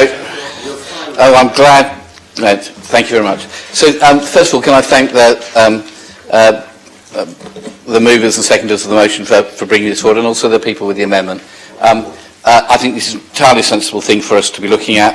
I had discussion with the Lord Lieutenant over the weekend, and my understanding from him was that military units have been told not to progress things like this at the moment until the Palace has made a decision. And I'm very grateful to the amendment that reflects the need to pause until the Palace has taken their view. I think it would be a good thing to do. Personally, I think having a statue of Her Majesty in Guildhall Square along with the one with Queen Victoria would be a good thing, but we'll come down to that. My understanding is the one with Queen Victoria was crowdfunded in effect from the people of the city. And I think that's something that we maybe should learn from, because if the council just goes and does it, people really don't have ownership of it. If people feel that they have done some contribution to it, then I think that gives more of a feel of ownership to the people of the city. I'm very conscious that if we look at Copner Bridge, lots of places in the city get graffitied. Copner Bridge doesn't, because the artwork there was done by local kids and they feel an ownership of it. And I think that feeling of ownership is really important. And I think the people of the city would get right behind a fundraising thing so that it was their statue, not the council statue. Just to let colleagues know, I've been asked to lead across the country with councils in terms of statues for the Queen, because if every council goes and commissions an artist, it's going to cost an absolute fortune. So what I've been asked to do, and I will be doing, is trying to coordinate between councils and maybe with 2 or 3 different designs for people to choose from, so that we can get multiple casts from the same artist at significantly reduced cost to the public purse.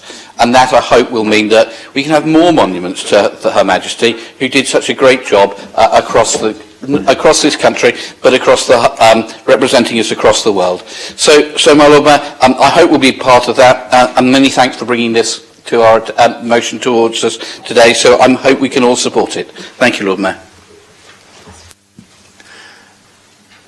Thank you very much. There were no other speakers, so I would like to ask the proposer to sum up.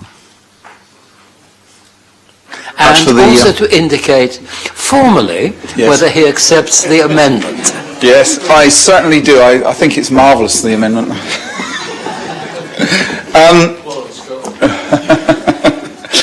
But thank you for the debate.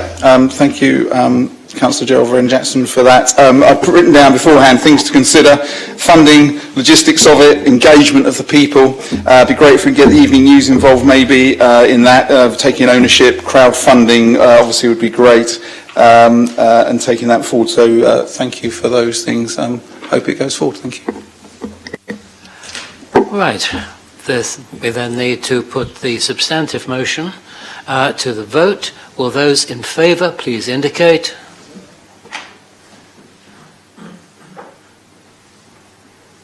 Are there any to the contrary? Thank you very much. That is carried unanimously. We now move on to the exciting part. Members, there are 10 questions under Standing Order 17, which have previously been circulated to you. As you know, there is a total of 45 minutes allocated within standing orders to deal with the questions. Can I remind everyone that the member asking the original question may ask up to 2 supplementary questions that must arise directly out of the original question. Any other member is limited to 1 supplementary question that must arise directly out of the original question or the replies. The first question is from Councillor Symes to Councillor Pitt. Will Councillor Symes? The question in my name, Lord Mayor. Thank you. Councillor Pitt? In the interest of brevity, with 10 questions, Lord Mayor, yes. You have a supplementary? I do. Would you consider adding a swimming pool there, as it's obvious that the Bransbury Park development is neither wanted in that area nor has become too expensive to facilitate now? Thank you, Councillor Symes. The answer to that is no, not currently. The council has a plan that it is heavily consulted on with the community. I do strongly dispute that it is not wanted where it's proposed to go, because all the evidence from consultation with the community, which has been extensive, is that they very much do want it there, and that the old Eastney Pool site is very limited, doesn't have the public transport connectivity that the Bransbury Park site does, nor does it offer the co-location with the community facilities that are most likely to be supported by Sport England. Do you have a second? Sorry, yes. Wouldn't you agree, though, that the Eastney Pool has far more parking nearby than Bransbury Park, that it's only committed 5 parking spaces? No, I'm afraid, Lord Mayor, I would not agree with that. Councillor Symes may not be as aware as I am, walking through there literally every day, that the change to the RPZ to incorporate MH zone on the Bransbury Park side of Bransbury Road has meant that instead of it being a dumping ground for vehicles for months on end, where you could literally see the same cars and vans in the same place week in, week out, that no longer is the case. And I've got some pictures on my phone actually that I took last week I'm happy to share with her, to show that actually all of the parking down the side of Bransbury Road on the park side is pretty much free from first thing in the morning through most of the day until residents return home and need those spaces in the evening, when they have the right to park there because it is included within MH zone.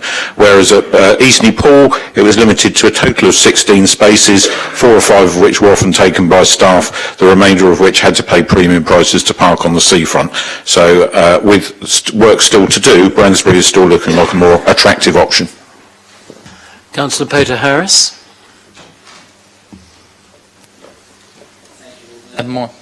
Thank you, Lord Mayor. Can the Cabinet member give us an update on the current cost for the Bransbury Park project? Not today, but we would anticipate that we will have a clearer picture on that probably within the next month to 6 weeks. Do you have a supplementary to that, Councillor Peter Harris? No, he doesn't.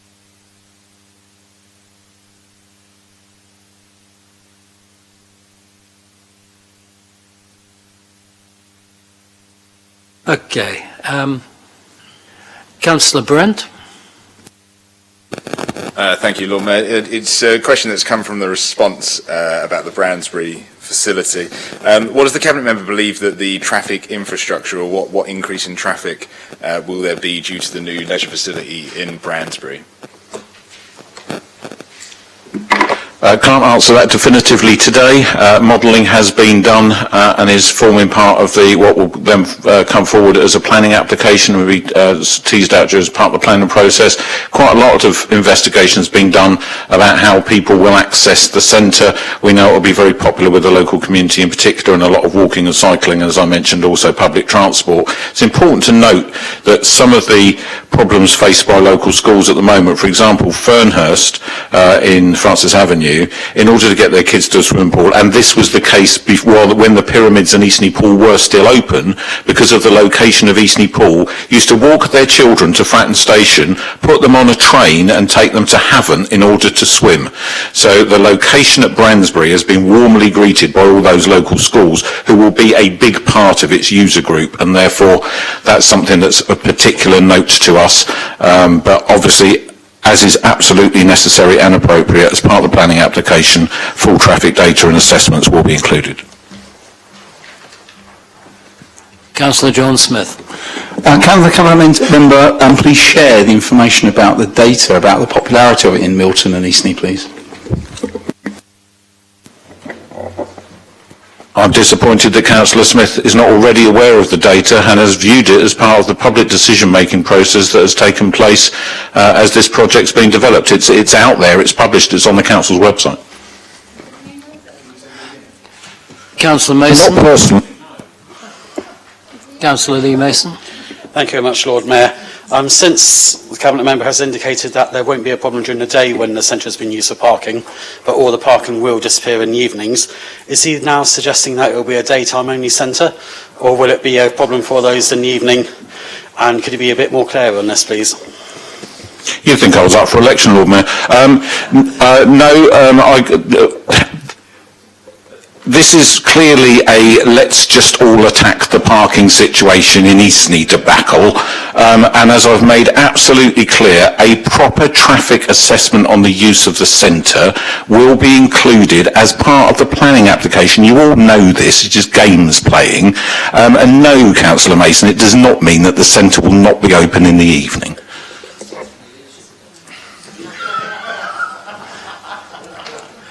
There being no other people indicating they wish to speak.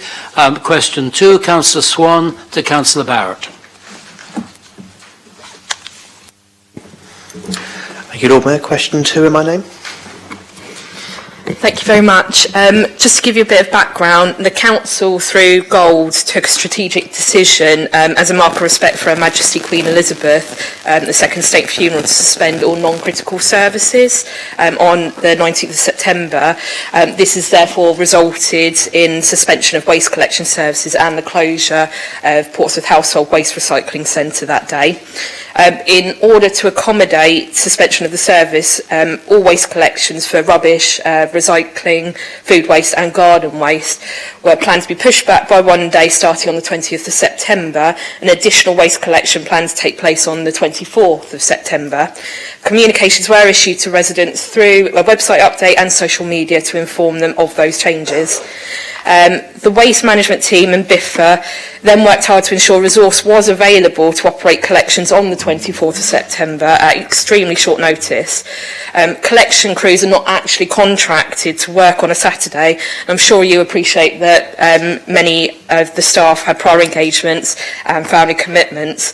Day to day, I don't know if many people know, but 60 staff are required daily to ensure that all collections are carried out across the city. And with only short notice, very short notice, 40 staff were able to thankfully come forward to work on that Saturday to undertake the catch-up.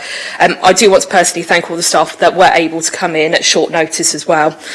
Therefore, a decision was made to prioritise the curbside refuse and the food waste collections due to what they are.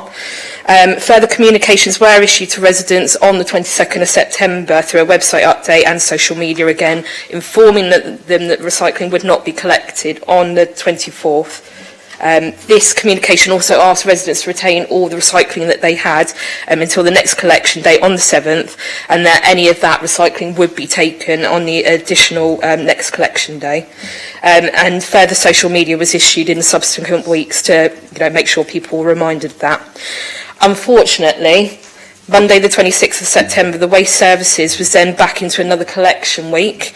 Therefore, although considered, further catch-up of the recycling services suspended from the 24th was determined not feasible to logistically resource. The Council and Biffa do take a prudent approach to resourcing the waste collection services. Therefore, there was not spare resource available as a one-off to undertake a catch-up of this scale.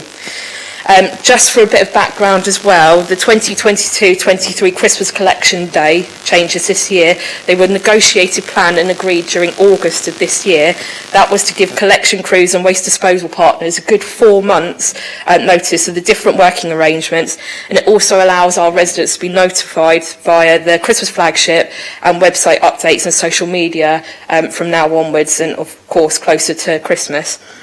The Clean City Services Resource Controller team have taken phone calls and have taken queries from councillors as a result of this.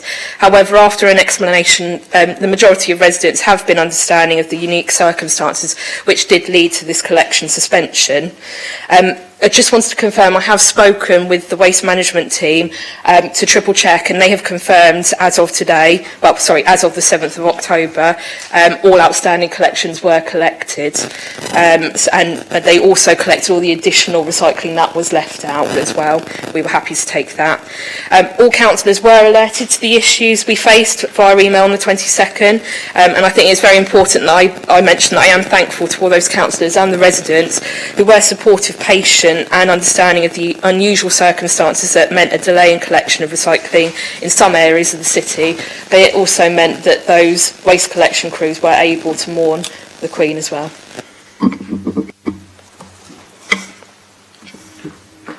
Right. Do you have a supplementary question? So can the Cabinet Member confirm that this wasn't a softening up of residents to prepare for waiting longer periods of time for their refuse to be collected? Not at all. It was purely due to the absolutely sad and unfortunate circumstances we found ourselves in with the Queen's death, so no. Do you have a second supplementary? Will the Cabinet Member confirm categorically that there are no plans to increase waiting time for refuse collections? Well, yes, yeah. Councillor Bosher. Thank you very much, Lord Mayor. Would the Cabinet Member provide a ward-by-ward breakdown of those wards that actually had, and it wasn't a delayed collection, Councillor Barrett, it was a cancelled collection, because certainly in Drayton and Farlington we had to wait a month for that. Confirm those wards in the city that actually had to wait essentially a month for their recycling to be collected. And would she agree with me that by actually cancelling it, not delaying it, that a lot of residents would have put their recycling waste into their domestic waste purely and simply to get it away from their properties? I think that's technically two questions, but so I can't give you a ward-by-ward breakdown right this second, but I can get you some information if you would like that. No problem at all, I can do that for you. In regards to the recycling going into the waste, into black bins instead. At the moment there's no evidence of that. I get regular tonnage updates from the waste team. What I've seen so far for the last month doesn't indicate that there's been an increase at all. And in fact, when I spoke to the waste team, and I actually spoke to the crews, someone from one of the crews the other day, and they indicated that they picked up a decent amount that was left on the curb by their bins to be recycled. So I'm really pleased that residents did listen, that they were sympathetic to what was going on, and they still carried on recycling, so well done to them. Councillor Matthew Atkins. Thank you, Wilma. Yes, my residents were also affected on the hybrid estates. I can confirm that it also extended to Corsham. Can the Cabinet member, obviously this was an unfortunate sudden event that threw the schedule out of normal routine, but it does appear there was a cancellation. Everybody else was pushed back, but this group of residents were actually cancelled. Did the Cabinet member consider potentially simply adding the collection to the back of the list rather than cancelling it for a full 2 weeks? And then is there a plan going forward to ensure this doesn't happen again in future emergency situations? Thank you very much for that. So it was a rare circumstance that has happened. As far as I understand through my time as being Cabinet member, this hasn't happened before, so I think it is a rare circumstance, and it's why we planned so far in advance. In regards to the fact that it wasn't picked up, it's because we did try and get the staff in at short notice. We got the 40 staff in out of the 60, and we just weren't able to get the last 20 to push forward with the last few areas. So I appreciate there was difficulty there with some residents, and it's why I continue to thank the residents, because we still managed to get out and do some of the area. I appreciate some wasn't picked up, but we have done it now, we have sorted it, and the residents were very sympathetic. So any problems going forth, though, I would highly recommend speaking to the waste team. I believe I've spoken to them a number of times, and I know that they've spoken to a number of you when you had issues. And I think just come speak to us if there's an issue, if you've got a problem, if something hasn't been collected, and we can definitely sort it out and deal with it as soon as possible. Councillor Peter Harris. Thank you, Lord Mayor. Councillor Barrett is right. Some of us did speak to the waste team. If you want to know the breakdown to the 4 wards that were affected, it's Hilsey, Copner, Corsham and Drayton and Farlington. The question I'm going to ask, though, is about recycling rates, because I think this is important. We've had a break of effectively a month of these areas not getting their recycling picked up. Can you just update the council what the current recycling rates are? I don't have it to hand right this second. I do have it, though, so I'm more than happy to share that to all members of the council and send that out to you via email if that's helpful. Councillor Gerald Vernon-Jackson. Thank you, my Lord Mayor. I wonder if the Cabinet member would join with me in thanking the waste crews for their respect for the Queen in not going and collecting rubbish during her funeral, a funeral for which there was very little notice, and their work on coming in on an extra day for most of them to try to clear the backlog. And can we thank them for the respect they showed the Queen, which does not appear to be shown in this chamber? I agree. I think they've done an excellent job, and that's why I thanked them earlier as well, that they came in on their day off, 40 of them, to be able to start clearing that backlog. So yes, I agree. Councillor Gosling. Mayor, Standing Order 39B. I'd just like to clarify for the benefit of the leader who seemed to infer... I said 39B. If it's a point of order, which standing order has been breached? 39B. Okay, this is not a point of order then, it's a point of information. Point of information, Right. whichever way you want to look at it, yeah. There's a large swathe of Drayton and Farlington. Their refuse collection is actually on a Friday, so it was not on the date of the Queen's funeral, leader. Therefore, your inference that the waste crews were not doing it is totally and utterly wrong and misplaced, and you should withdraw. My Lord Mayor, the proposal that came forward from the waste teams was that everybody's would be taken... Yeah, point of order to information to respond to your inaccuracy. So all the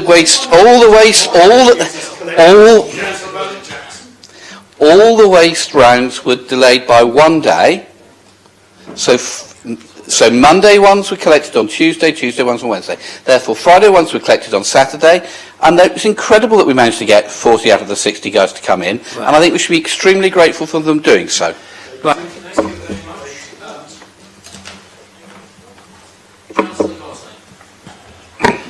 Thank you. I think we all understand the circumstances around this and understand how out of the ordinary it is. However, it's an event that has been planned for many years across lots of services. However, it seems one area that we completely forgot to plan for. So can the Cabinet member confirm what plans are being put in place to make sure that areas don't have to wait a month for their recycling to be collected? Well, I think I just need to confirm that this is all part of gold. You know, this is all something that is considered in gold. It was something that has been looked at before, and I think we did a damn good job in such short, in the circumstances that we were in. We know this has happened before. I think there's always a chance for learning and pushing forward. So this is definitely a learning thing. It's definitely something we can work on. But something like this happening again, I think will be very rare, but it's definitely something that we can look at. But I still have to say it was such short circumstances that we had this, and we pushed forward as best as possible. But I'll definitely take that feedback, and it'll be something that we'll continue to look into. I have Councillor Lee Mason. Thank you very much, Lord Mayor. Just say this might not be as rare as you say, because we have all experienced snow days before, and our city's not designed to cope with it. And so we have had cancelled collections, so it is likely, especially with the... Is this a question? Yes. Thank you, Lord Mayor. It is a question. So we are likely to have more days where collections are missed, so therefore it is important to have arrangements in place. So are you actually going to be going forward and looking to make these arrangements, no matter what reason it is that deliveries are cancelled? When it comes to if we're very lucky enough to have snow in this city with the climate we're in, yes, we do already have those kind of measures put in place. This was just extremely unusual. So like I said, yeah, if we have snow days, which I don't, well, like I said, in the climate we're in, I can't see that happening anytime soon, but there are already procedures in place to deal with those kind of issues. And if it's the odd day off, the odd day that this has occurred, we're not talking about a whole space of a week or anything like that. It's something that we can work on. It's something that's already factored in. So I believe that the waste crew can deal with those sort of circumstances, and there's something already in place to deal with anything like that. Councillor Brent. Thank you, Lord Mayor. I think if we go to talk to residents as councillors, ultimately what do they pay council tax for is to make sure their waste is collected on time. I think it's a fair assessment for them to make. I appreciate that 40 of the 60 people who came in for the waste collection, so a third was left undelivered. Completely understand. I've got quite a lot of friends who work in the waste collection service. However, so that's all good and well. So the question would be, did the Cabinet member look at getting an additional 20 in the following week to ensure that it wasn't a gap of 4 weeks and could have been a gap of 1?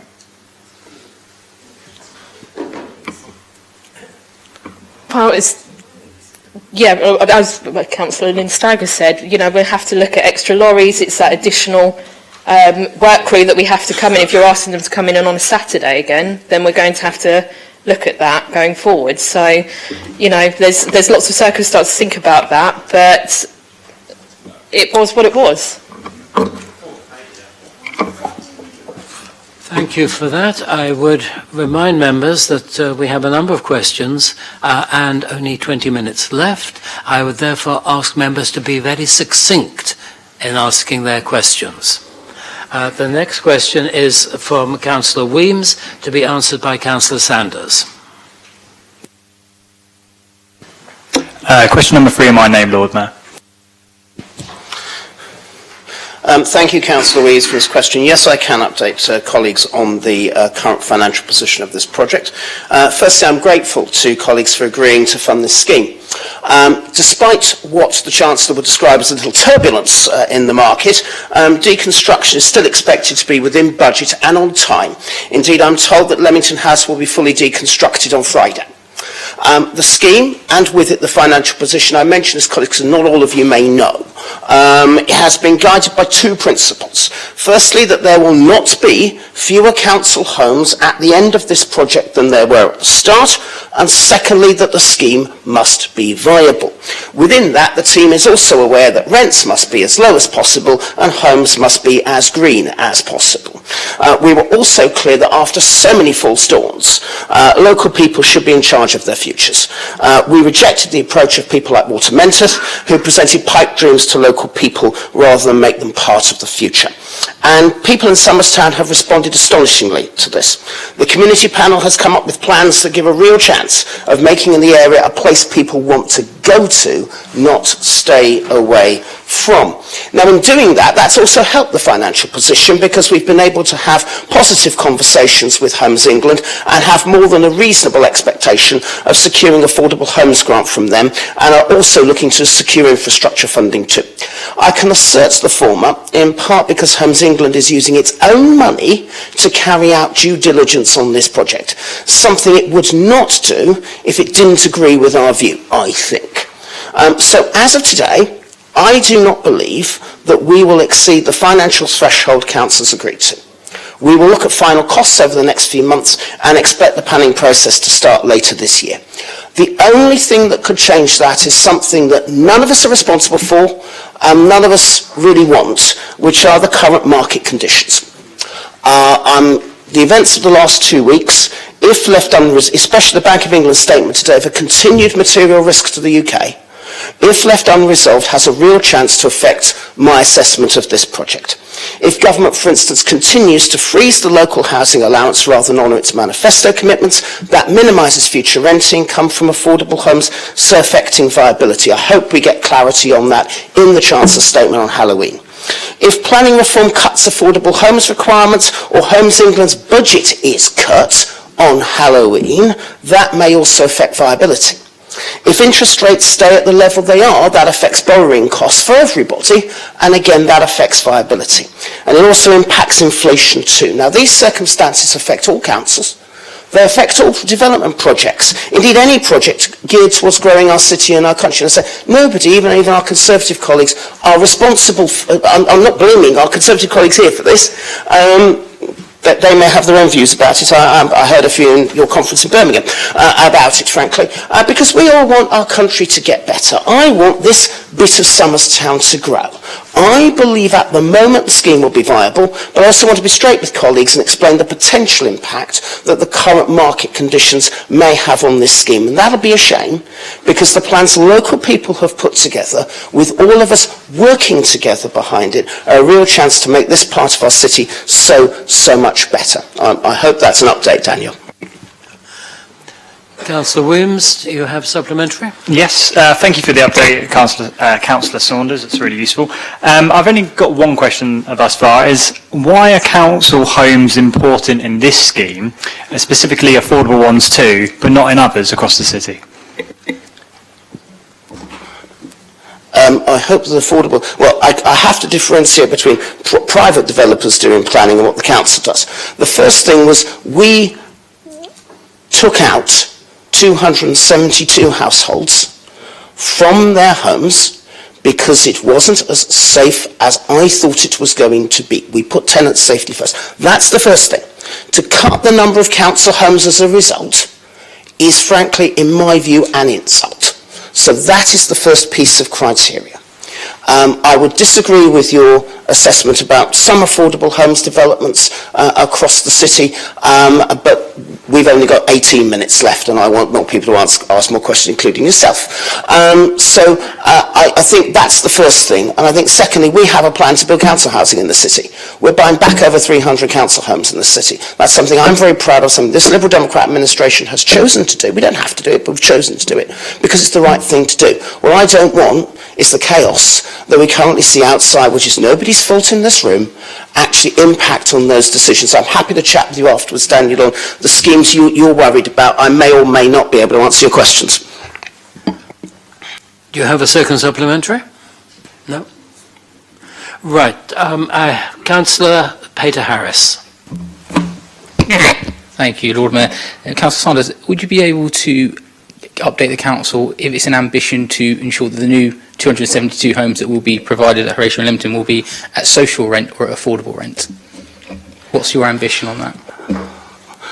As I say, my ambition is for rents to be as low as possible. And that is the phrase that, as you well know, I have mentioned to the team more than once. I do not want to be, I don't want to be in a position the Chancellor would say one thing and then go back on it in 2 weeks, or in 2 days, or 2 hours. I think that damages credibility when we want to make sure that this scheme is sensible and this scheme is important to us, but in terms of improving Somerstown as well as making things right. So we have said that the scheme is viable. I have to say that the current market conditions, I believe, induced by the mini-budget, making matters worse, have made this worse and have made a straight answer to your question less likely. Any ideas would be very, very welcome. Councillor Atkins. Doesn't the Cabinet member accept that given that interest rates have been at a historic low through the COVID pandemic and since the financial crisis, and the fact that government borrowing was increased effectively twice by the COVID pandemic, that the rise in interest rates was coming and was predicted as early as January, especially in light of the war in Ukraine, and therefore this entire scheme has from the outset been rather a substantial financial risk, and that is what Conservative members drew attention to when the scheme was first proposed. Thank you, my Lord Mayor. I have to say I wasn't going to mention this, Councillor Atkins, but I have to say Conservative members did mention a lot about this scheme in terms of money. I remember the days, long before Councillor Weems and yourself joined us, when I was told that the city centre road, our homeless provision, money for our schools, and even something that was called the Tipna Eco-Village, my friends, which personally I regard as something called Lennox Point, would have to be scrapped to pay for this. I can also remember days when we were told that this scheme would be funded out of council tax. It hasn't, it isn't, it won't. So forgive me if I'm a little bit, I wasn't going to raise the past because I don't think that's fair. But unfortunately the past has been raised for me. And as far as interest rates are concerned, well, if you want to talk to the Prime Minister's intellectual guru, Patrick Minford, then you could actually say that the level of interest rates is inevitable for the libertarian medicine that this country is apparently taking or might not be taking, depending upon what day it is. I was hoping to be a bit more constructive than I am, pleased with the contribution of Councillor Pater Harris and Councillor Weems, because I think they're interested in the truth. And I'm delighted to hear that. But if people are going to raise that, then I'm terribly sorry. I remember the past, and it was not a happy country. Councillor Hunt. Would the Cabinet member agree with me that the biggest threat to schemes like this, and indeed schemes up and down the country, for local government in particular, is this kamikaze Conservative budget, together with the £18 billion worth of public service cuts that they've also announced coming down the line? Thank you, Councillor Hunt. Yes, one thing, but it's not just what's coming. I don't think I've got time to get to question 7, so I will say this. As we know, the government is proposing an energy support scheme for businesses. It's based upon a maximum discount on a wholesale rate, which was at 40.5%, 40.5 pence, when it was announced on the 21st of September. On the 1st of October, that discount was cut by 15% to 34.5 pence. I can tell you now, that is making the housing revenue account financial position worse. I am amazed it's not been covered by the press at all, because this is now applying to all businesses who God knows need it. And it's not just what's coming, it's what exists. I've tried to be generous to our Conservative colleagues because it's not their fault, but I have to say it's not purely what's coming, it's what exists that really frightens me for all development projects, all councils of all political persuasions across the country. Thank you, Councillor Hunt. Councillor Corkery. Thank you, Lord Mayor. My understanding is that when a decision to demolish Leamington House and Horatio House was taken, once people had been moved out, that decision was taken almost exclusively, if not exclusively, on the basis of the financial position of demolition versus reuse. Can the Cabinet member confirm that should a similar situation arise with a residential building as it stands now, then environmental considerations such as the embodied carbon contained within that project will also be considered? I appreciate that you were not on the authority, Councillor Corkery, but in the briefings I gave I was involved in with the MP for Portsmouth South and with other people, our priority was tenant safety. This is 18 months after Grenfell. And the horror show, and I believe the ignorance and the negligence that has occurred, that will be clarified by the Grenfell inquiry, that occurred when people said people are going to die, and then people die for those reasons. We put tenant safety first. That is now. My apologies, Councillor Corkery. I mean, as for the future, we have to look and see what is going on. I'm sorry. Councillor Sanders, a point of order. He has the right to be heard immediately. Which standing order are you? Well, in fact, point of clarification from something which you have said. Yes. Okay. I was quite careful in the way in which I chose my words, and I spoke about once the decision had been made to move people out, there was then a further decision about whether that building should be reused, i.e. improved without people in there to make it safe, or demolished and something built again. So my question is, in those specific situations, once people's safety has been dealt with, from now on, will environmental considerations be taken into account as well as the finances?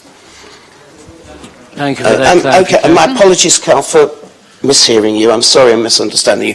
The short answer is yes. I mean, in my response to Councillor Weems' question, I said two things. One, the rents must be as low as possible. Two, the homes must be as green as possible. Now, I don't think we can get to the sort of passive house standards that we want to bring in say, Lee Park and across the whole city. I don't think that's right, because I don't think it'll generate a viable scheme, which will mean no homes Portsmouth people can afford, which is a shame.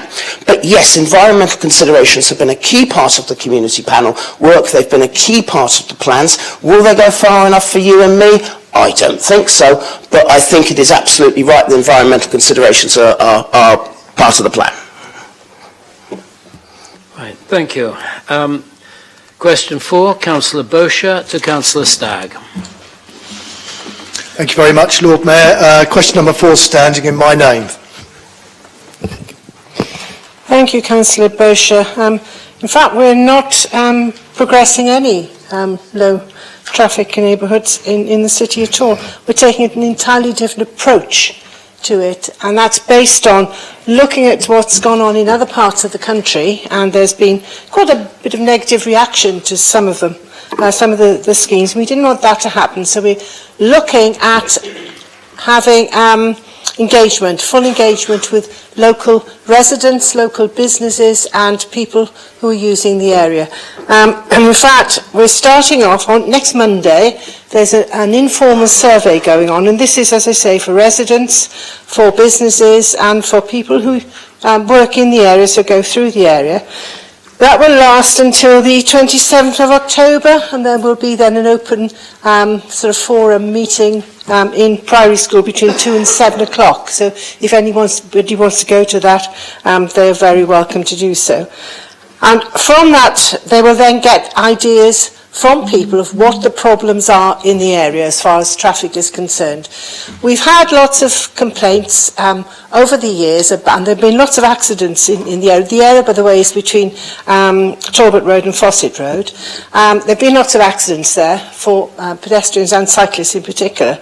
So it's an area we need to address, but we want to know the exact details. You get the odd email here, there and everywhere, and you've got the accidents. But by actually talking or getting the information back from local people, then we'll get to know exactly what the problems are. From that, we can then go ahead and design some plans, some possible options, and then take them back to the people to discuss with them. So it's the local people involved. It's actually taking a leaf out of Housing's book, what they did with Leamington and Horatio houses, yes, they are houses. And local people then have buy-in So we've listened, they listened to what people wanted there, they have come up with the ideas, we have worked on them. And we want to do exactly the same sort of thing there.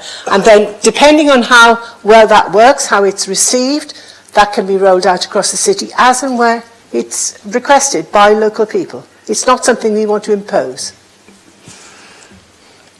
A supplementary question, Councillor Berger? Of course, Lord Mayor.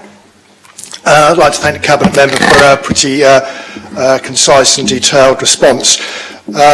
Could the Cabinet member enlighten me as to the decision-making process? How many other areas were considered before we settled on this one in Central Southsea? That would be the start one there.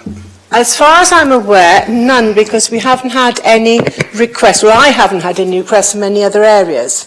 And this is based on requests, unless we identify particular hotspots, and that is usually something to do with the road rather than the traffic going through it. Do you have a second? Thank you very much, Lord Mayor.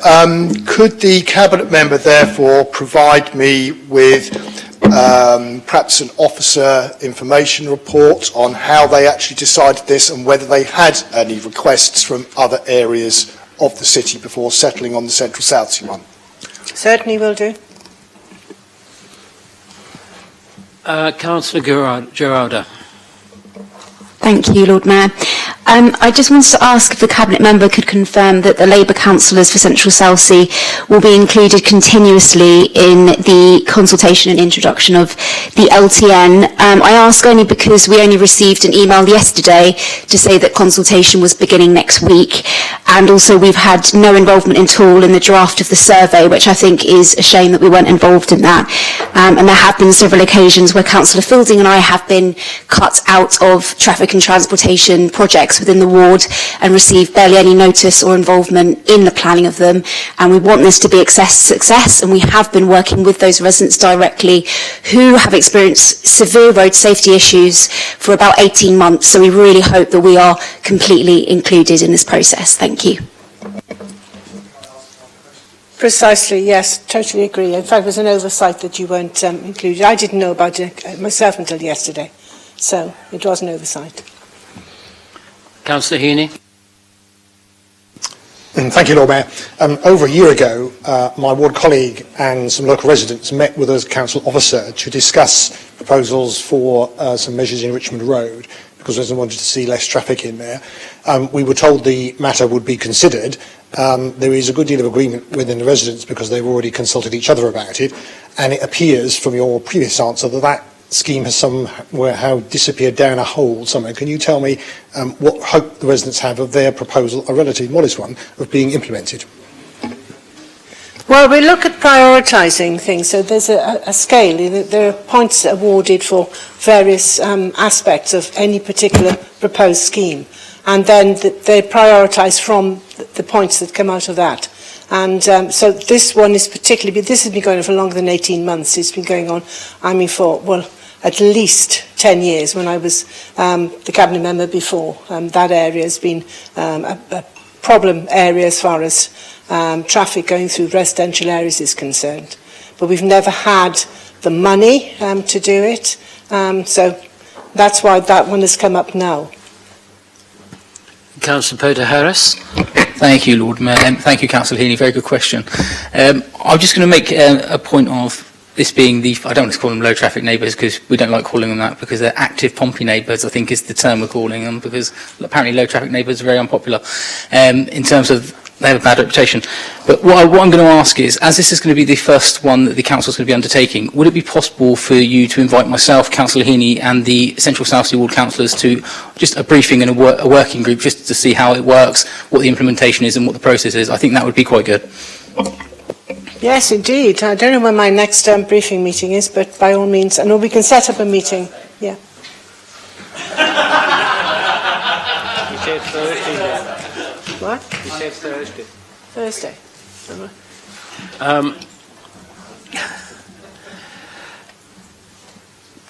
Question 5, Councillor Peter Harris, to be answered by Councillor Sanders. Question in my name. and we've got 2 minutes, so I'm going to try and be as brief as I can. The short and accurate answer, Councillor Pate Harris, is more homes Portsmouth people can afford. However, first a bit of background, because colleagues may not know the history and some information about next steps. The Horsey Lodge site was originally held by Adult Social Care. It now sits in the Housing General Fund as being suitable for a housing development. The existing main building on the site is no longer in use, and the 2 annexes are being used for housing anyway. On the 2nd of August, you and other Hillsea Ward councillors, I was told, I wasn't at the meeting, were briefed that the site had been identified as for potential development, and the engagement activity was discussed. Now, as we know, this event should have happened by now. However, the council rightly rearranged it so we could mourn our late Queen. That was announced through a press release to local media, a boosted local social media campaign, and through Hillsea Ward members, and that event will now take place this Saturday at Catcombe Gardens.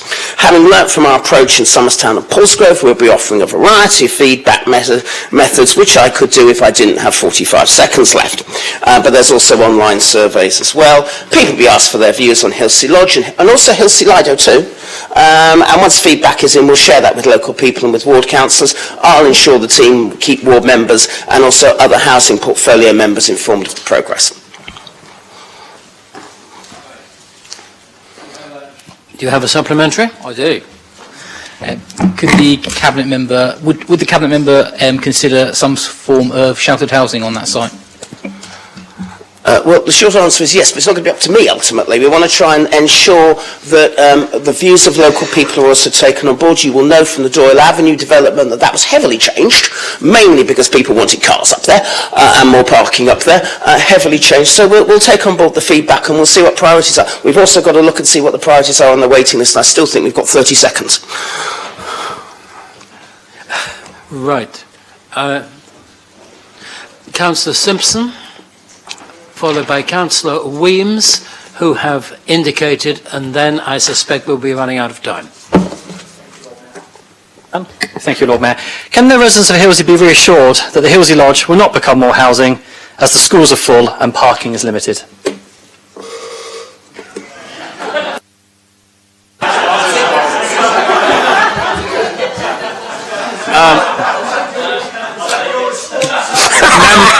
Members, I intend to insert my own rules since it is my meeting, and I would like to ask Councillor Simpson and Councillor Weems, who have both already indicated they wish to ask questions on this matter. You're very kind, my Lord Mayor. I have to... I think I understand where you're coming from, Councillor Simpson, but I may get this wrong, so my apologies. As I've said, the site is we have identified the site for housing. 2 of the annexes are being used for housing anyway.